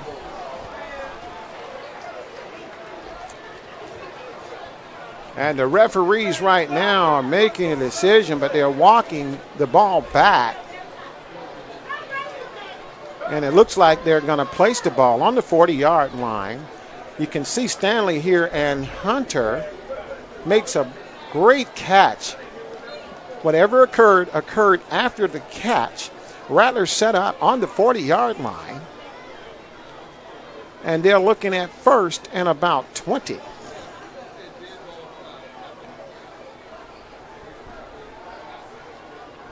Two players in motion. Now a third. Yet another flag on the field. And that's going to be false start. False start against Florida A&M. A ton of penalties in this game. And Coach Willie Simmons has to be upset. But Jackson State has had their share of penalties as well. We have 8 minutes and 25 seconds remaining here in the third quarter. Jackson State with a 9-7 lead over Florida A&M. Rattlers set up at the 46-yard line. They're looking at about a first and 22 yards to go. Stanley finds a man over the middle, and he's still running. He's down to the 20-yard line. Big play. Looks like another first down for Florida A&M as the pass was completed to Mel Christian, the tight end, and the Florida A&M has a tight end involved. Now, Melvin, I don't know about you, but I kind of like how he looked on his feet. And the Rattlers complete another pass, and looks like they're going to score. Far sideline. That is in the hands of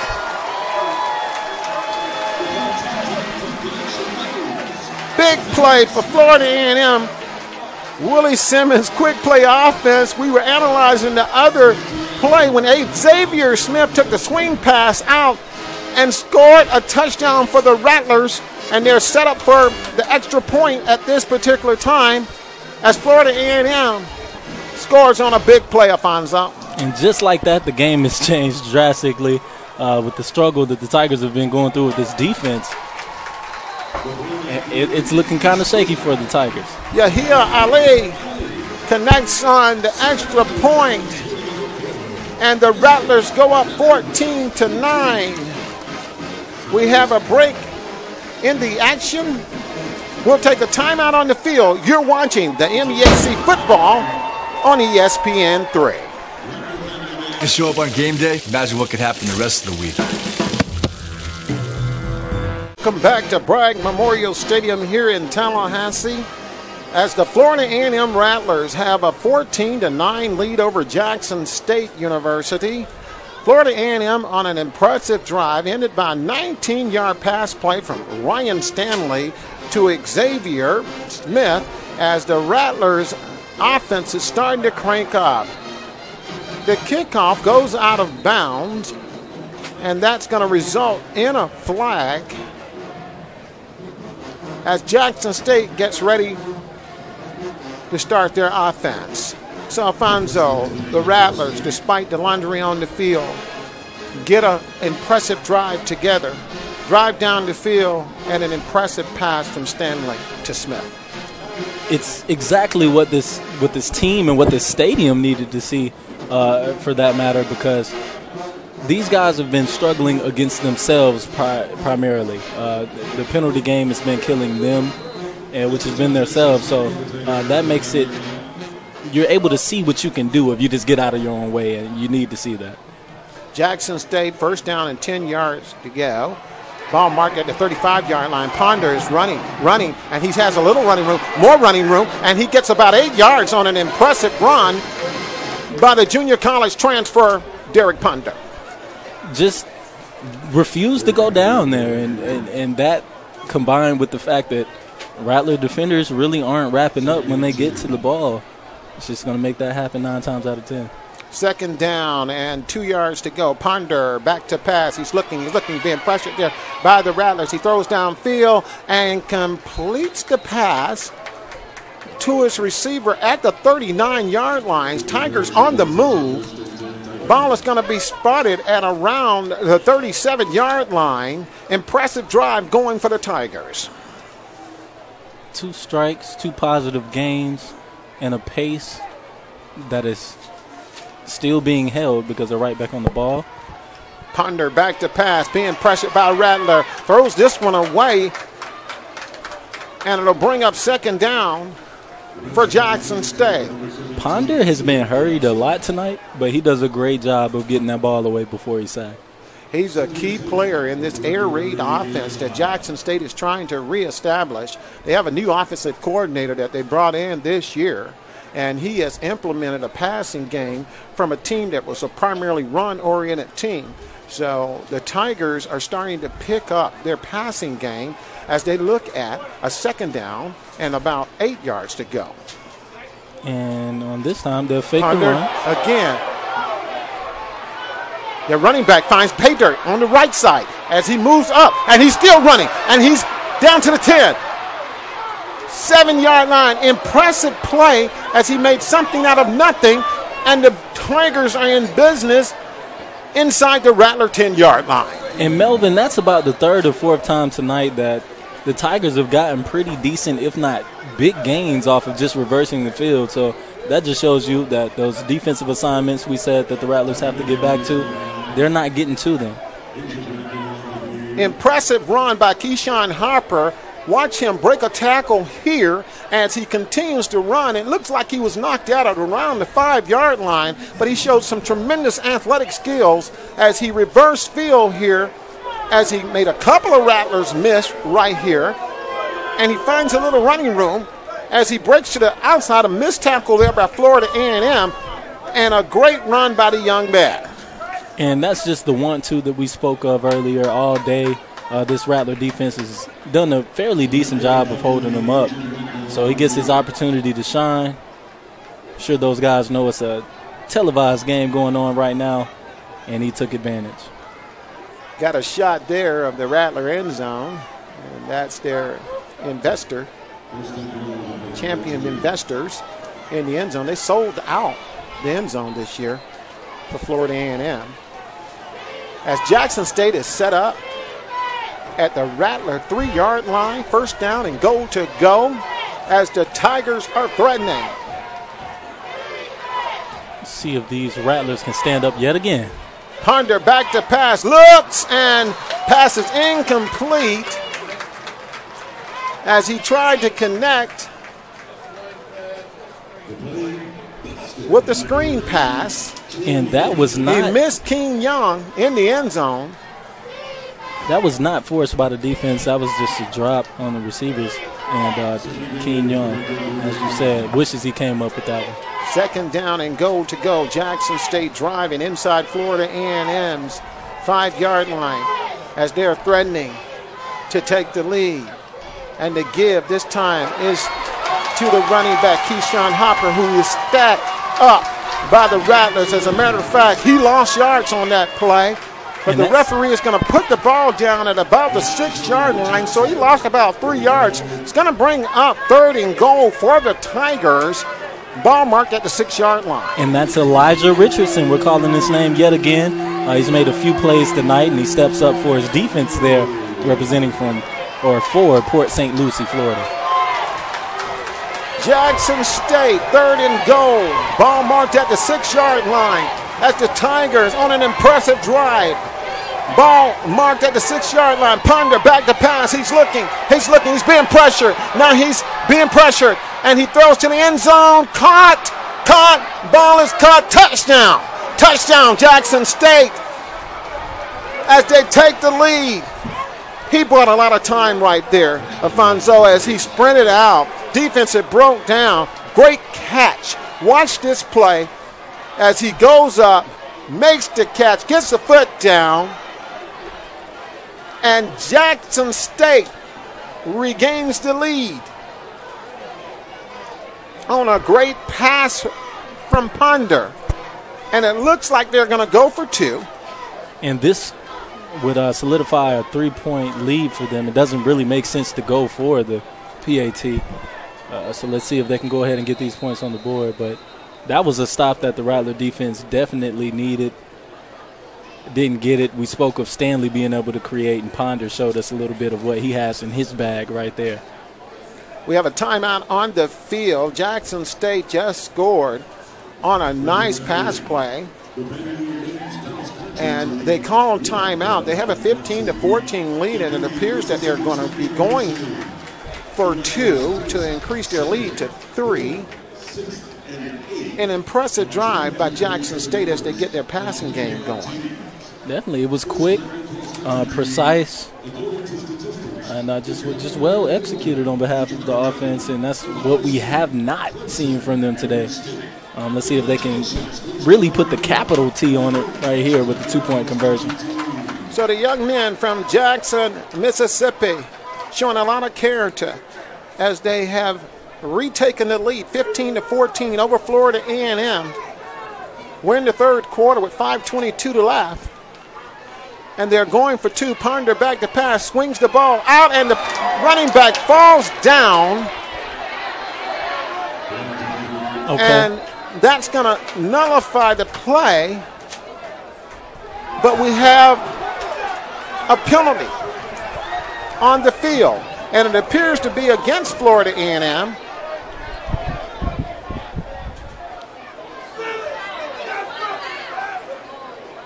But Jordan Johnson, he slipped down there. But Florida A&M had a penalty on the play. And so Jackson State will get another shot. I'm not sure what it was. But yet here we are. Ponder back to pass, looks, unloads, intercepted. And this is going to be 2 points. Rattlers. Will they catch him? He's at the 50, the 40, the 30, the 20, and he takes it to the house. Florida A&M actually gains points on the 2-point conversion on a turn in the action. On the field, watch this play. He picks the ball off. And from there, that's all she wrote. That's all she wrote. No Tiger offensive player anywhere near to try and make a play on that ball. And Terry Jefferson just got his stride on, Melvin. Step in front of the pass. Jackson State going for a 3-point lead. Ball is intercepted by Jefferson. FAMU regains the lead, 16-15, as they are awarded 2 points on that conversion. What a turnaround in action. And this is becoming a more interesting game by the minute. You're in tune to the MEAC Digital Broadcast Network on ESPN. I'm Melvin Beal along with Alfonso Barber, and we have a Donnybrook unfolding here at Bragg Memorial Stadium in Tallahassee, Florida, as the Jackson State Tigers on an impressive drive take the lead 15-14 over Florida A&M, go for two, intercepted by a Rattler, and FAMU is awarded 2 points on the return. And there's a flag thrown. I believe that's either going to be horse collar or face mask, and that's going to be on 26 for the Tigers. Quadarian Barnett. Marcus Williams was the player returning the ball for Florida A&M. And he would have gotten that edge just like he got last time had he not been yanked down. Let's watch this as Marcus takes the ball and he breaks for the outside, and clearly a face mask on the play. And that is such a dangerous play in football. Definitely. Anything involving the head, neck area, nothing to play with. So let's watch this again.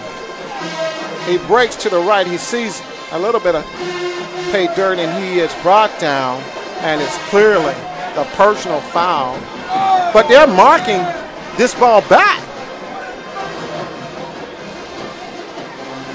There is some confusion on the field. Maybe there was a second penalty that we did not realize, because Marcus Williams was brought down on the 28-yard line of Florida A&M. There apparently was a face mask that was not called. The penalty goes against the Rattlers, and they're starting on the 18-yard line. Check that 14-yard line. Was this stiff arm a face mask on the Marcus offense? Williams. Stanley complete to Williams at about the 25-yard line. Williams is slow to get up.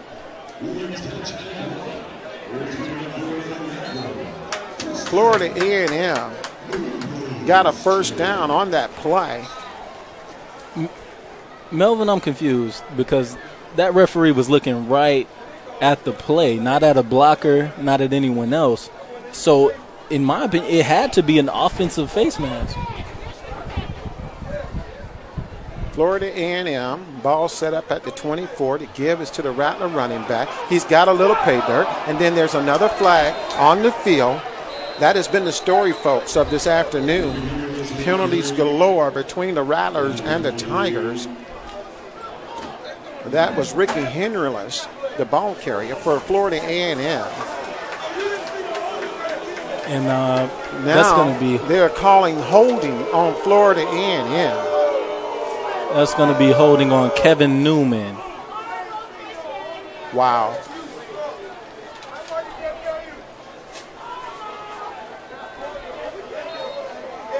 So Florida A&M is going to set up at their 14-yard line. And it looks like they're going to have a first and long as Stanley is calling signals. As the Rattler fans are a bit agitated with some of the calls right now.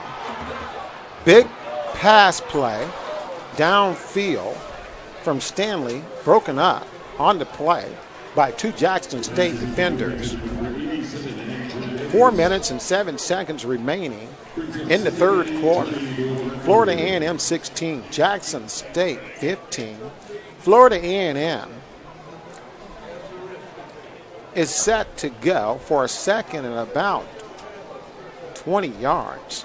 Ball is marked on the 14-yard line of Florida A&M. Now, they did have an explosive run from Deshaun Smith earlier in this game. It's second and long, maybe a little draw action. Stanley back to pass, screen pass, set up and dropped on the play. They were setting up, and he had some room. Yep, just a good old case of trying to run before you catch the ball. Happens to us all. I'm sure he wants that one back. but he'll have to make up for it later on in the game. Brings up 3rd and long for Florida A&M.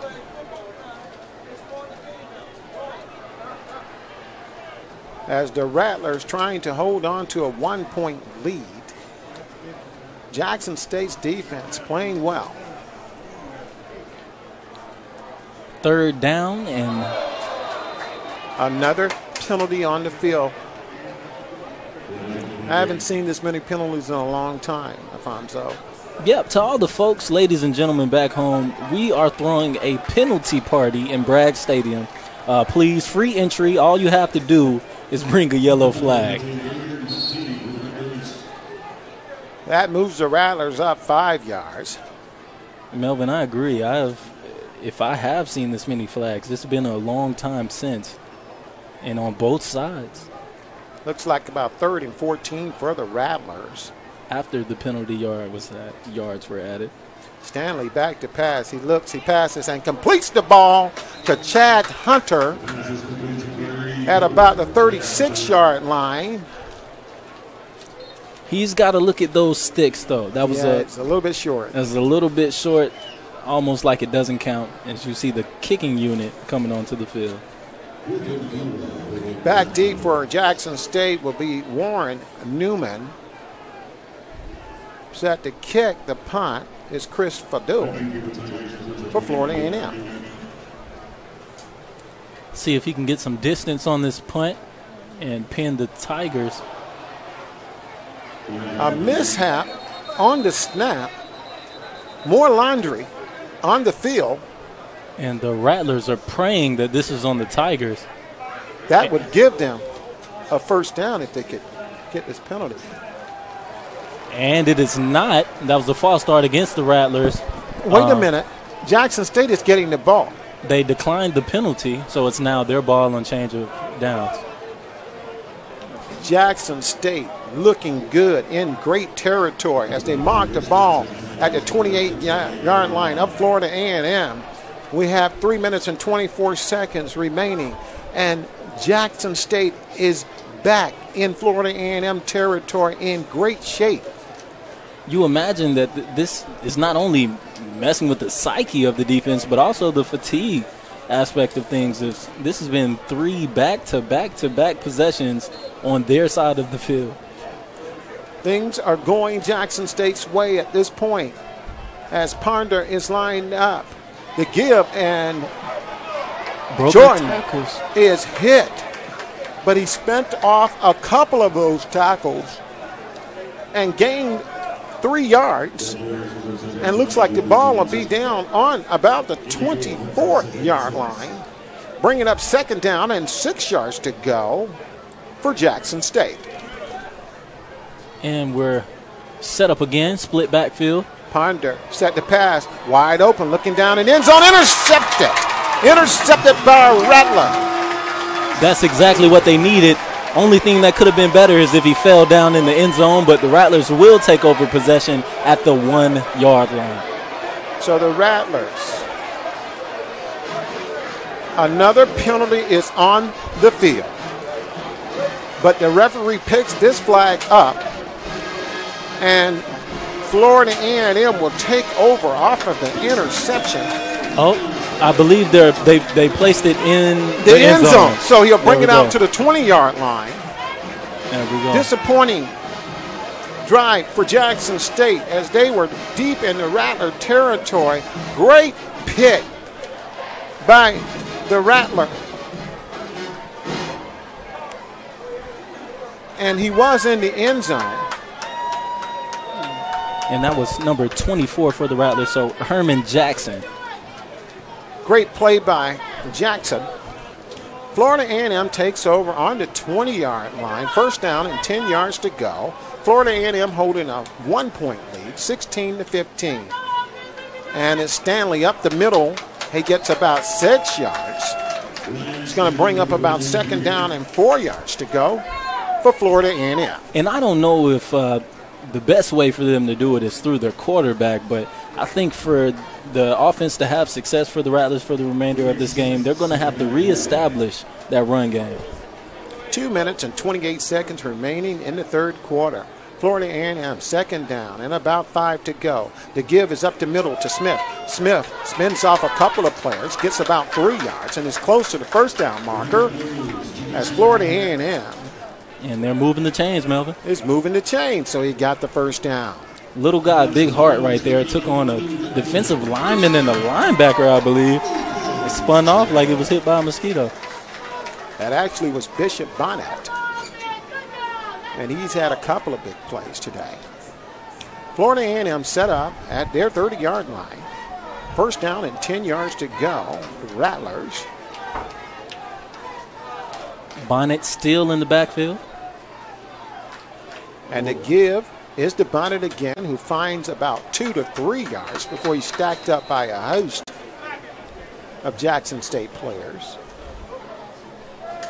Not quite sure who was the first to get their good defensive effort, but if they let that hole stay open for a second or two longer, Bonnet's gone.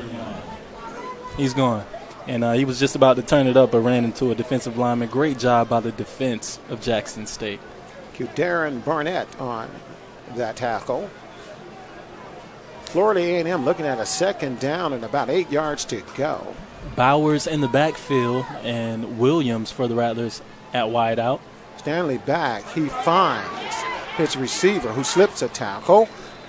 Takes the ball up to the 35-yard line where it's going to bring up third down and 5 yards to go for Florida A&M, setting up a big play for the Rattlers. And you better believe, as that ball was thrown to Orlando McKinley, that he wants to make up for that fumble that he had. And he's an explosive player for the Rattlers. Right now he's at slot, so keep your eye on him, number 19. Third down, 5 yards to go. Florida A&M, ball marked at the 35-yard line. Score is 16-15, Florida A&M over Jackson State. Stanley back to pass, in trouble, finds a little running room. He's headed, and he looks like he reaches for the first down. We'll have to get the mark on this, but it looks like he got the first down. We'll have to check it out on the replay. He's close to the sticks. He reaches. This is going to be close. From where the referee marked it, I don't believe he has it. But from where he actually reached the ball out to. A little indecision on the field right now has led to a timeout. Yeah, I definitely think he reached that out in time. His knee did go down a little earlier, but if we go up a little. Let's watch this. Right there. His knee is down. But it was at least closer than where they have it spotted at. And right now they're going to, oh no, we're just changing. Well, that's the end of the third quarter. Florida A&M with a 16-15 lead over Jackson State. As it appears.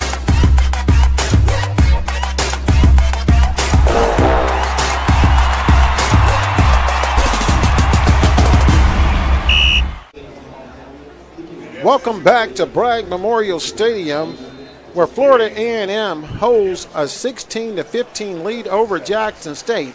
The Rattlers come up short on their last possession. They're kicking the ball off Fadul. Kicks to Warren Newman, who fair catches the ball at about the 22-yard line. And that's where Jackson State will start, but yet more laundry on the field, and it's been that kind of day, folks, as penalties have been on every other play. Okay, it happened after the snap of the ball, so it'll be applied after first down for the Tigers instead of being right there on about the 11-12 or 15-16. It's going to move to the 6. You're in tune to the MEAC Football Digital Broadcast Network on ESPN3. I'm Milton Beal along with Alfonso Barber, and we're here at Bragg Memorial Stadium on the beautiful campus of Florida A&M University. And 14 minutes and 55 seconds remaining in the game. Florida A&M holds a 1-point lead over Jackson State. And Jackson State was penalized on the punt, and they'll be starting this drive down around the 7-yard line Well, to bring up first down and 10 yards for the Tigers as Ponder is back to pass. He looks over the middle and completes the ball to his receiver and up near the 26-yard line. Just like that, they're out of trouble and into a decent position to start the drive. And the chains move. First and 10, Jackson State. Ponder back to pass. Completes the pass again for about 8, well, make that 4 yards on the play. Ponder, if he can pull off just another big throw, big gain around the 30, 40-yarder, is definitely on pace to break 300 yards on tonight. That pass was completed to Keen Young, and the Tigers are looking at a 2nd and 7 yards to go. As Ponder is back and looking and passing, and he misses his receiver. Laying out for it, too. Definitely. And that's Romello Shoemate. Off the fingertips. He's going to bring up a 3rd down and about 6 yards to go for Jackson State. Jackson State has looked good at times today. Their air raid offense has been clicking. Rattlers are showing blitz, pull it back last second. And a big play made by the Rattler defender denies the completion. Perfect timing there. Came up right as the ball got there. No flag, no penalty, no laundry. And we'll see the punting team come out for the Tigers here now. So Christian Jacquemin is set to punt for Jackson State as they turn the ball over. I believe that's Marcus Williams back there for the Rattlers, number 80. And we've had a punting battle. That punt was almost blocked. And it's fair caught by a Florida A&M player on his 32-yard line. That's where the Rattlers will start this possession with 13 minutes and 48 seconds remaining in the football game, a game that has been marred by a lot of penalties. But the Rattlers right now need to put points on the board. Jackson State, their defense has always been stellar. They're looking to stop the Rattlers. Well, Melvin, first things first, that was actually Chad Hunter back there.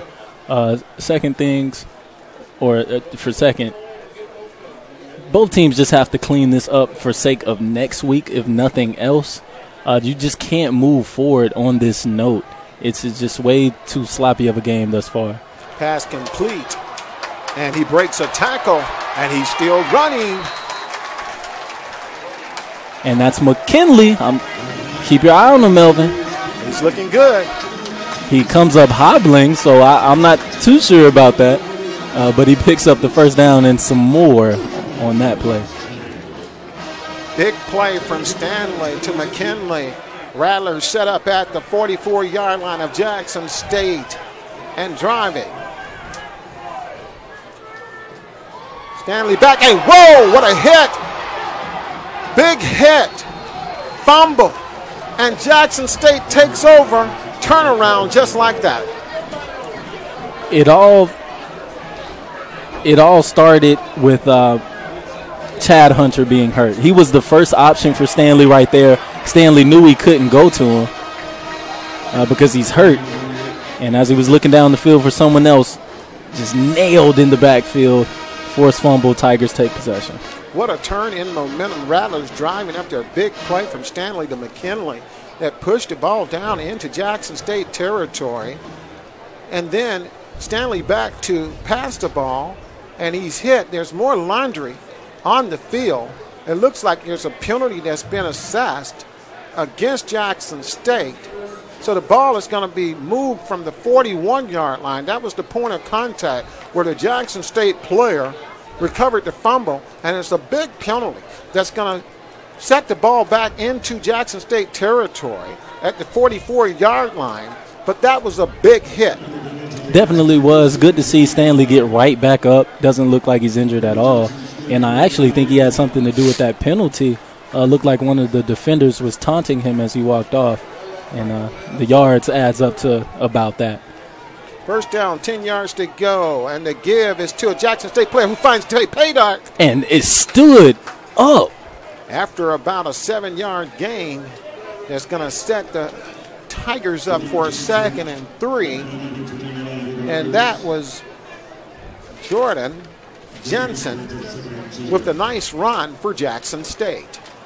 Jackson State gives the ball to Jordan again. Jordan finds some room, and he's still running. And he gets about 12 yards as he moves the ball down into Florida A&M territory near the 34-yard line. It looks like all of the running backs on the Tiger side just signed a pact before the game. Look, we're running hard-nosed football. Jackson State driving. Ball marked at the 34 of Florida A&M. A give again. Running back finds room. He's looking, and he gets inside to the 15-yard line. Another impressive run by Jackson State.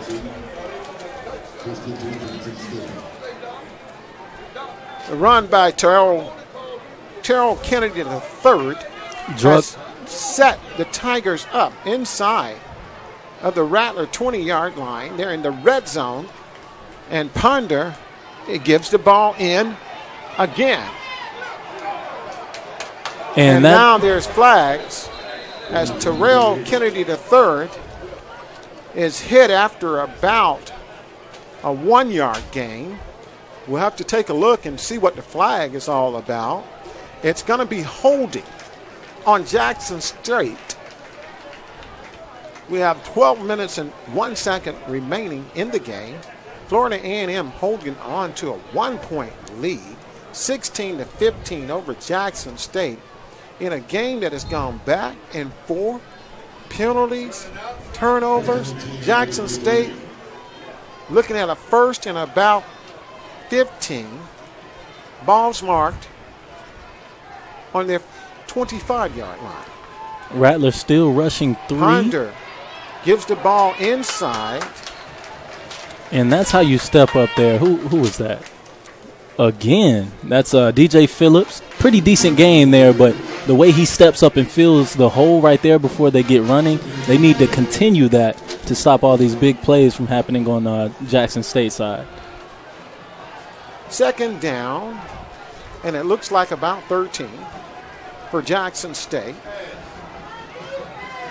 Driving after recovering a fumble. Ponder throws deep into the end zone. Looking.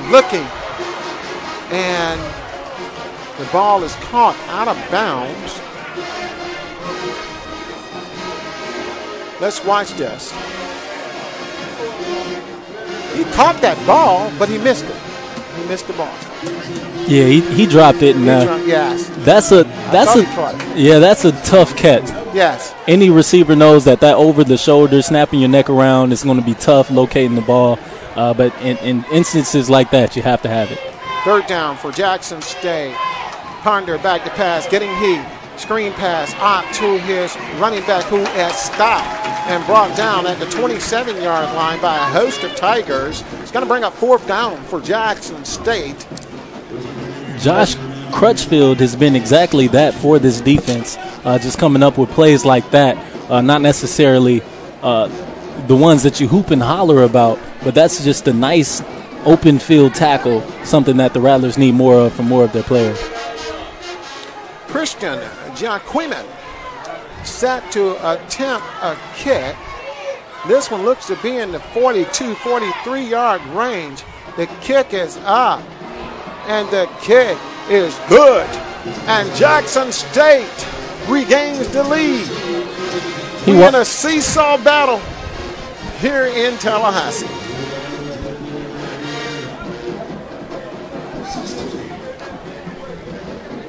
So Jackson State takes an 18-16 lead over Florida A&M with 10 minutes and 22 seconds remaining in the game. We'll take a timeout on the field. You're watching the MEAC Football Digital Network on ESPN3. Florida flavor always comes through with a win to make any tailgate one for the record books. Zaxby's, the official chicken of sports fans. Welcome back to Bragg Memorial Stadium here on the campus of Florida A&M in Florida's capital city of Tallahassee, Florida. Jackson State just took a 2-point lead on a kick by Christian Jaquiman of about 42 yards after the Tigers sacked Stanley, forced a fumble, recovered the ball, and drove down for the field goal. Big play happening right now by Marcus Williams. Another flag on the play. Another flag on the play. This has been the story of this game that has turned into a good game despite the penalties. Let's watch this here on the return. And it's going to be holding. I guess they called it right there, I believe. Great athletic moves by Marcus Williams, but is nullified by a holding penalty, which has been the theme of the night for Florida A&M. But Jackson State playing well as they drive for the field goal to take a 2-point lead. Ball is being marked on about the 18-yard line, where Florida A&M will take over first down and 10 yards to go. Rattlers need something exciting and big to happen right now. They have to keep that laundry, as you would call it, off of the field here, Melvin. Stanley completes his pass. And that's a wonderful catch there. Andrew Davis. Yes, a great play there by number 3, Zende Ray. That was Andrew Davis on the catch. My bad. A receiver out of Mount Dora, Florida. Second down, 2 yards to go. Florida A&M, Stanley back to pass and completes for the first down as the receiver is knocked out of bounds around the 32-yard line. And I believe that's him again. Yeah, 2 quick receptions there for him. Andrew Davis looking to make an impact on this game. First down and 10 yards to go, Florida A&M. Ball marked on the 32-yard line. Rattlers trying to answer a field goal by Jackson State as the Tigers lead by 2. The give this time is to the Rattler back. And he made a lot more happen than should have. A couple of stop and goes. Big play, have a player injured on the field for Jackson State. And there's been a momentary halt in the action. And he's down. He taps his leg. He crawled a little bit, but hasn't moved much more than that. So our thoughts and prayers are with the Tigers at this time. Definitely hope the young man is okay. Can't even quite see. Despite the penalties, Fonzo, this is a really good football game. Jackson State up by 2 late in the fourth quarter. Rattlers driving. They have to do something on this drive with only 8 minutes remaining.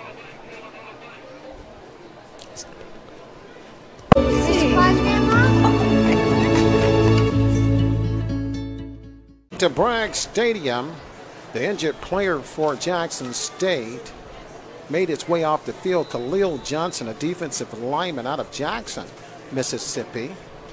Florida A&M will continue their drive. Second down, 8 yards to go. Stanley back, finds his running back, and he's hit, but he's still up, and he's battling.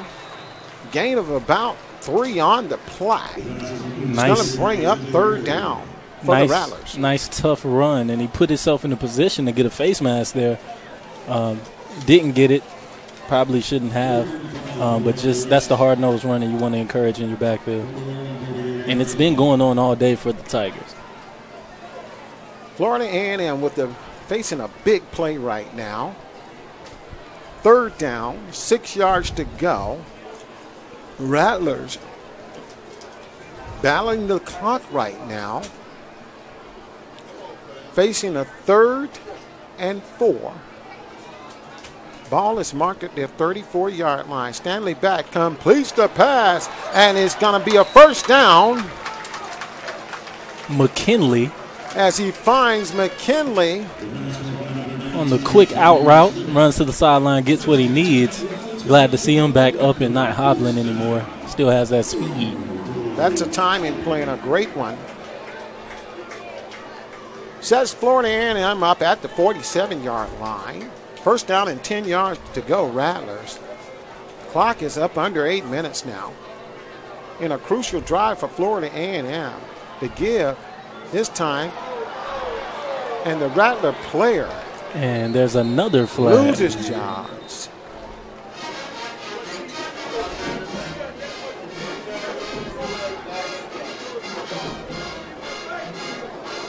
That may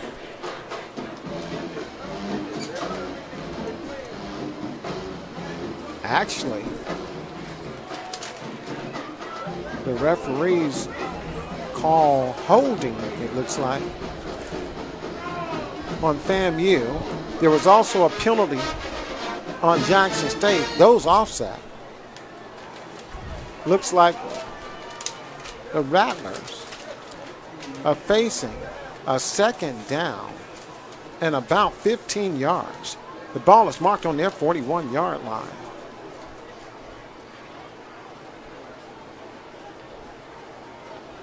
Stanley back to pass. He's getting heat, and the pass is incomplete. Brings up a crucial 3rd down for the Rattlers. Screen pass after screen pass. Short gain action. It's been the grand scheme for both coaches. It's taking what they can get. Big time 3rd down for the Rattlers. Ball marked on the 42-yard line. Looks like they have about 15 yards to go. Clock's ticking away. Jackson State defense is humming. They really need Stanley this one. finds a receiver across the middle. And it's complete for a Rattler. First down. McKinley is having a big game. Big time completion. One well needed for the Rattlers. Sets them up at the 39-yard line of Jackson State. 6 minutes and 32 seconds remaining. First down, 10 yards to go, Rattlers. And that's actually, excuse me, ladies and gentlemen, that's actually Xavier Smith right there, not Orlando McKinley. Pass is tipped. And incomplete.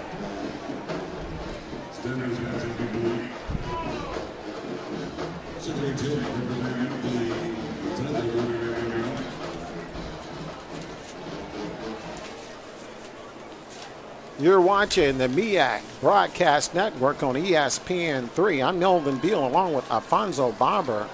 And we have Donnybrook unfolding here in Bragg Stadium in Tallahassee as Florida A&M is facing a 2nd and 10. Halt into action. And it looks like we have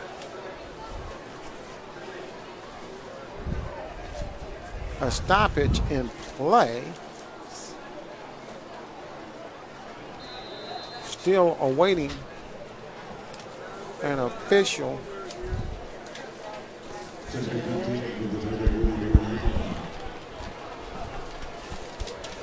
It's going to be 2nd down, 15 yards to go for Florida A&M. The ball is now marked at about the 44-yard line. Jackson State with an 18-16 lead over Florida A&M.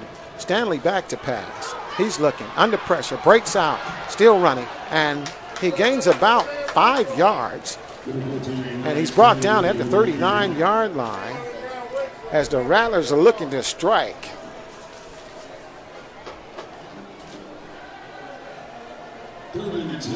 Everything broke down for him right there, Alfonso, and he just tried to get what he could.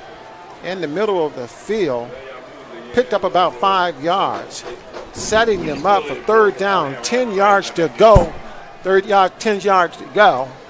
If he could have picked up one more block, he may have could have had something happen. Good pass there. And great catch. That's Chad Hunter. Yes, sir. Hauls it in. Brings the fans to their feet. And a desperation. Here in Bragg Stadium. What a catch by the young man out of Tallahassee Rickards High School. The give is up the middle to the running back, and he has room. And he fights his way down inside the 15-yard line. About a 9-yard That was gain. Ricky Henryless out of St. Petersburg, Florida. Florida A&M with the quick offense. Play is stopped. And a timeout taken by Jackson State. And we'll take a timeout on the field. You're watching MEAC football on ESPN3. When you need the best AI for the job, choose Watson.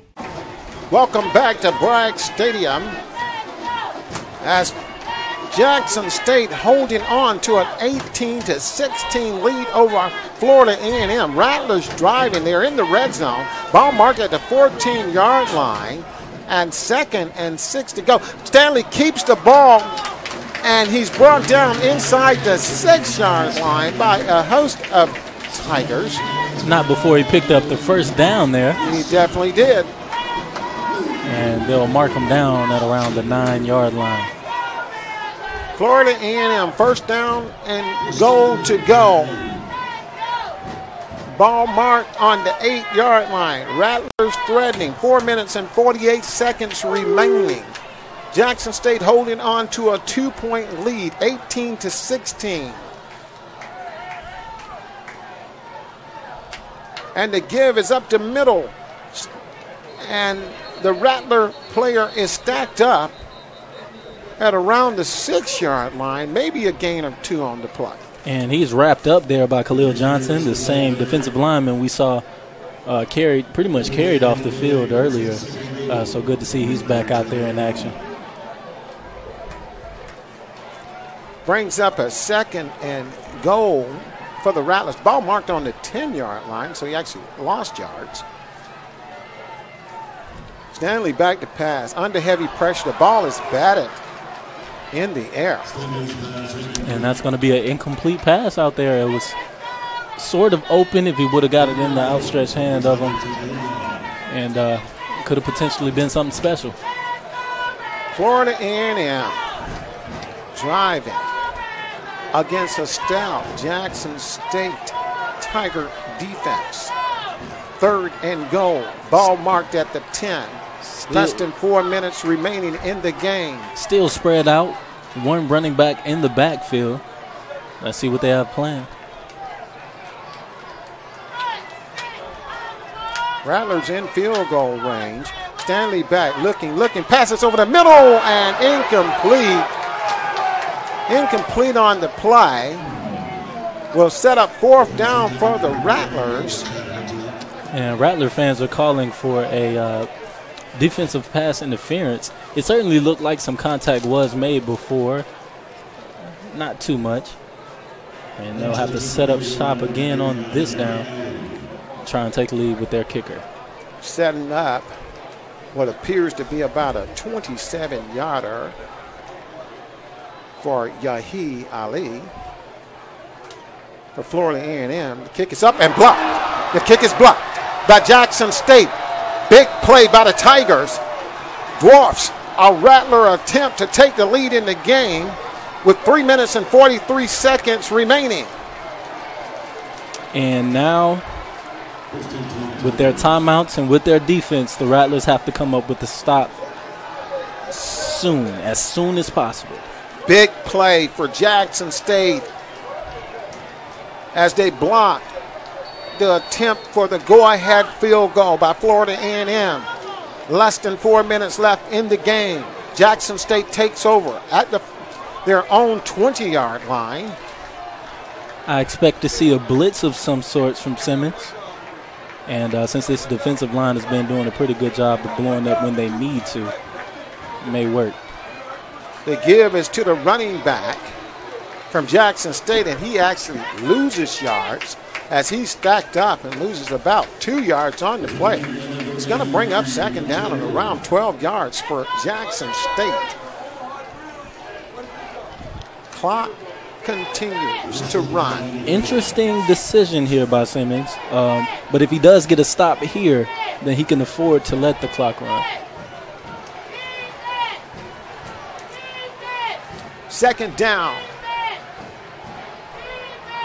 and about 13 for the Tigers, who are trying to put this game away. Stanley gives the ball up to the running back, who stopped there by the Rattlers defense. He carries the ball up to the 18-yard line. Around 3rd and 11. Manageable. Rattlers are going to settle back into that. It's not prevent defense, but that's what I'm calling it, just to prevent them from getting to a certain spot. And stop it from getting to that marker, and the offense is back on the field. 3rd down, 11 yards to go for the Tigers of Jackson State, who have came in and competed at a big-time level against Florida A&M. Keep in mind, as coach of Prairie View A&M, Willie Simmons was 3-0 against this Jackson State squad. So the thought was that he knew them pretty well. There's a timeout on the field. So the thought was that he was familiar with this Jackson State team, but they changed the offense. And they went to the air raid offense, and they've been able to pass. Traditionally, Jackson State is a team that relies on the run. But tonight, we've seen a good mixture from this team. And right now, this is setting up for a huge play at 3rd down and 11 yards to go for the Tigers. And their game plan thus far, and it sets them up perfect for this moment. The Rattler defenders don't know whether to expect the run, pass, deep pass, screen pass. They have no idea what's about to be thrown at them. And that's the benefit of having a diverse offensive scheme. So as they set up shop here, let's see if the Rattlers can man up and stop them and ultimately come out of the Bragg Stadium tonight with the win. 2 minutes and 11 seconds. What a huge play for Jackson State. A team desperate for a win on the road here in Tallahassee against a Florida A&M team thought to be a lot better. A screen pass and a break to the middle. And he's running, and he's still running. First down, Jackson State. Huge. And there it is. Didn't know if it was going to be a run. That's what the Rattlers were prepared for, and it turned out to be a screen pass. Cornerback had a pretty decent shot on him, couldn't make the tackle, and first down. And they're starting their celebration in Jackson, Mississippi. And for those who travel to Tallahassee, they're excited right now as they are holding on to a 2-point lead with 1 minute and 38 seconds. They're not in a rush right now. The clock is ticking, 1:32. Jackson State is going to go to the kneel down. And Florida A&M is going to use a timeout to try to dwarf this Tiger attack. And the momentum has been sucked out of the air here in Bragg Stadium.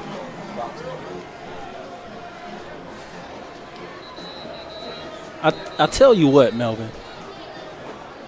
The time for mistakes for the Rattlers has come and gone. This is absolutely the last chance they have at winning this game, and they can afford no mistakes, no missed tackles, no missed knockdowns, no missed interceptions. Everything has to be 100% on point, like you worked on it all week right now. 1 minute and 26 seconds remaining in the game. Jackson State holding on to a 2-point lead, 18-16 over Florida A&M in a game that has gone back and forth, tons of penalties. Punter is in the pocket, and he gives to his running back, and he gains about 3 yards. And their purpose right now is to eat the clock. Florida A&M has called another timeout. And we are looking at a 3rd down and about 7 yards to go. Florida A&M in a sense of desperation right now as they try to set up the defense to put the Tigers in to 4th down. Last time they met up, Jackson State left with the win, the 22-17 win, and that was a battle then. It looks to be a battle tonight. We're going to see a pretty similar score, unless the Rattlers can make some magic happen right now. Looks like the Rattlers have one timeout remaining, but Jackson State is one big play away from going back to Jackson, Mississippi, with their first win on the season. Ponder in the pocket. He gives to his running back. He's going to be stacked up at the 44-yard line. Clock is running. Now, it is 4th down. We still have to Florida A&M calls their last time out. Sorry there, Melvin. We still have to deal with the punt, and we still have to deal with the offensive side of things. So stay on your toes, Rattlers fans. It looks like the Rattlers are going to get the ball back with around 1 minute and 9 seconds, depending on the advance of the punt return. One last shot to make something happen. And keep in mind, a field goal wins the game. And it was a field goal that was blocked that placed the Rattlers in this position. So, like you said, all it takes is a field goal. And back there for the Rattlers is Chad Hunter. First. They almost get that punt. There's no flag on the field. Great return by the runner. He's down at about the 35-yard line. Looks like the Rattlers are going to be set up at 1 minute and 9 seconds remaining. No timeouts. Alonzo, what do the Rattlers have to do to get into field goal range? The defense is expecting out routes, hitch, quick and goes. And all of those are options that you have to explore in this situation. The Rattlers have done a great job of throwing a variety of things at the Tigers as well this game. So just keep them guessing, go to what works, and make smart decisions. So here we go with 1 minute and 9 seconds remaining. First down, 10 yards to go. Florida A&M. Ball marked on the 42-yard line. Stanley back, flips the ball out to his running back, who has some running room, and he breaks a tackle, and he's down at about the 46-yard line. Rattlers have to hurry up right now with the minute and 2 seconds left in the game as they're trying to get set. And right there, right after he broke that first tackle, he has to be thinking, we don't have any timeouts. But regardless, still a good game by the Rattlers, and they're going to run it here. Interesting. He gets about 6 yards. Clock still running. 49 seconds left in the game. Rattlers need to get a play in. Jackson State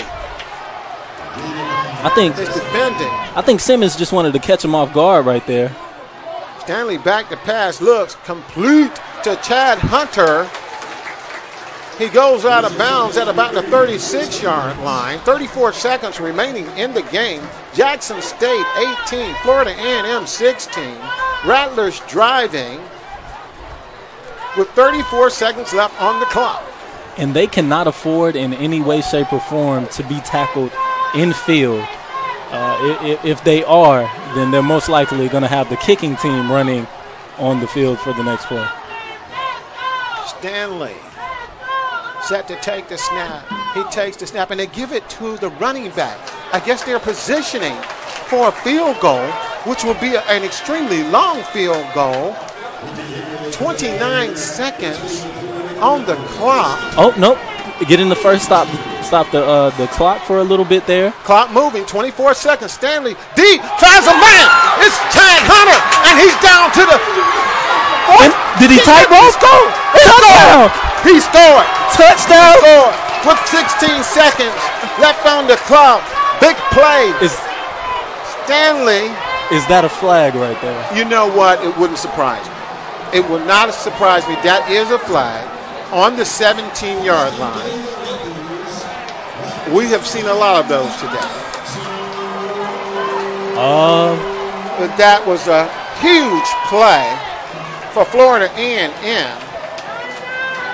Okay, he stepped out before the touchdown. He didn't score. He did not score.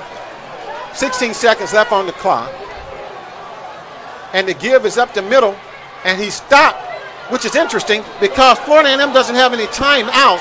It's 9 seconds left in the game. They're trying to get their kick team on it. They're not going to make it. There's 4 seconds left in the game, and they are not going to get this kick off. It's too late, and the game is over. Jackson State holds on for an 18-16 win here in Tallahassee. The Tigers are celebrating their first win on the season. And clock management. You have to talk about clock management there. I'm not quite sure what Simmons was thinking. The first time he ran it, there was a little bit more time, and I was sure he was just trying to catch him off guard. There, you don't have the time to try and trick someone. It could have worked out if they scored, but since they didn't, the Rattlers are going to lose home stadium or leave home stadium with a loss tonight. So Jackson State gets their first win on the season. They are elated as they defeat the Rattlers 18-16 here at Bragg Stadium in Tallahassee, Florida. So for Alfonso Barber, I'm Melvin Beal saying so long from Bragg Stadium here in Tallahassee, Florida, where the final score is Jackson State 18, Florida A&M 17 in a spectacular football game. Spectacular. All games airing on the ESPN networks are streaming live and archived on the ESPN app. This has been a presentation of ESPN.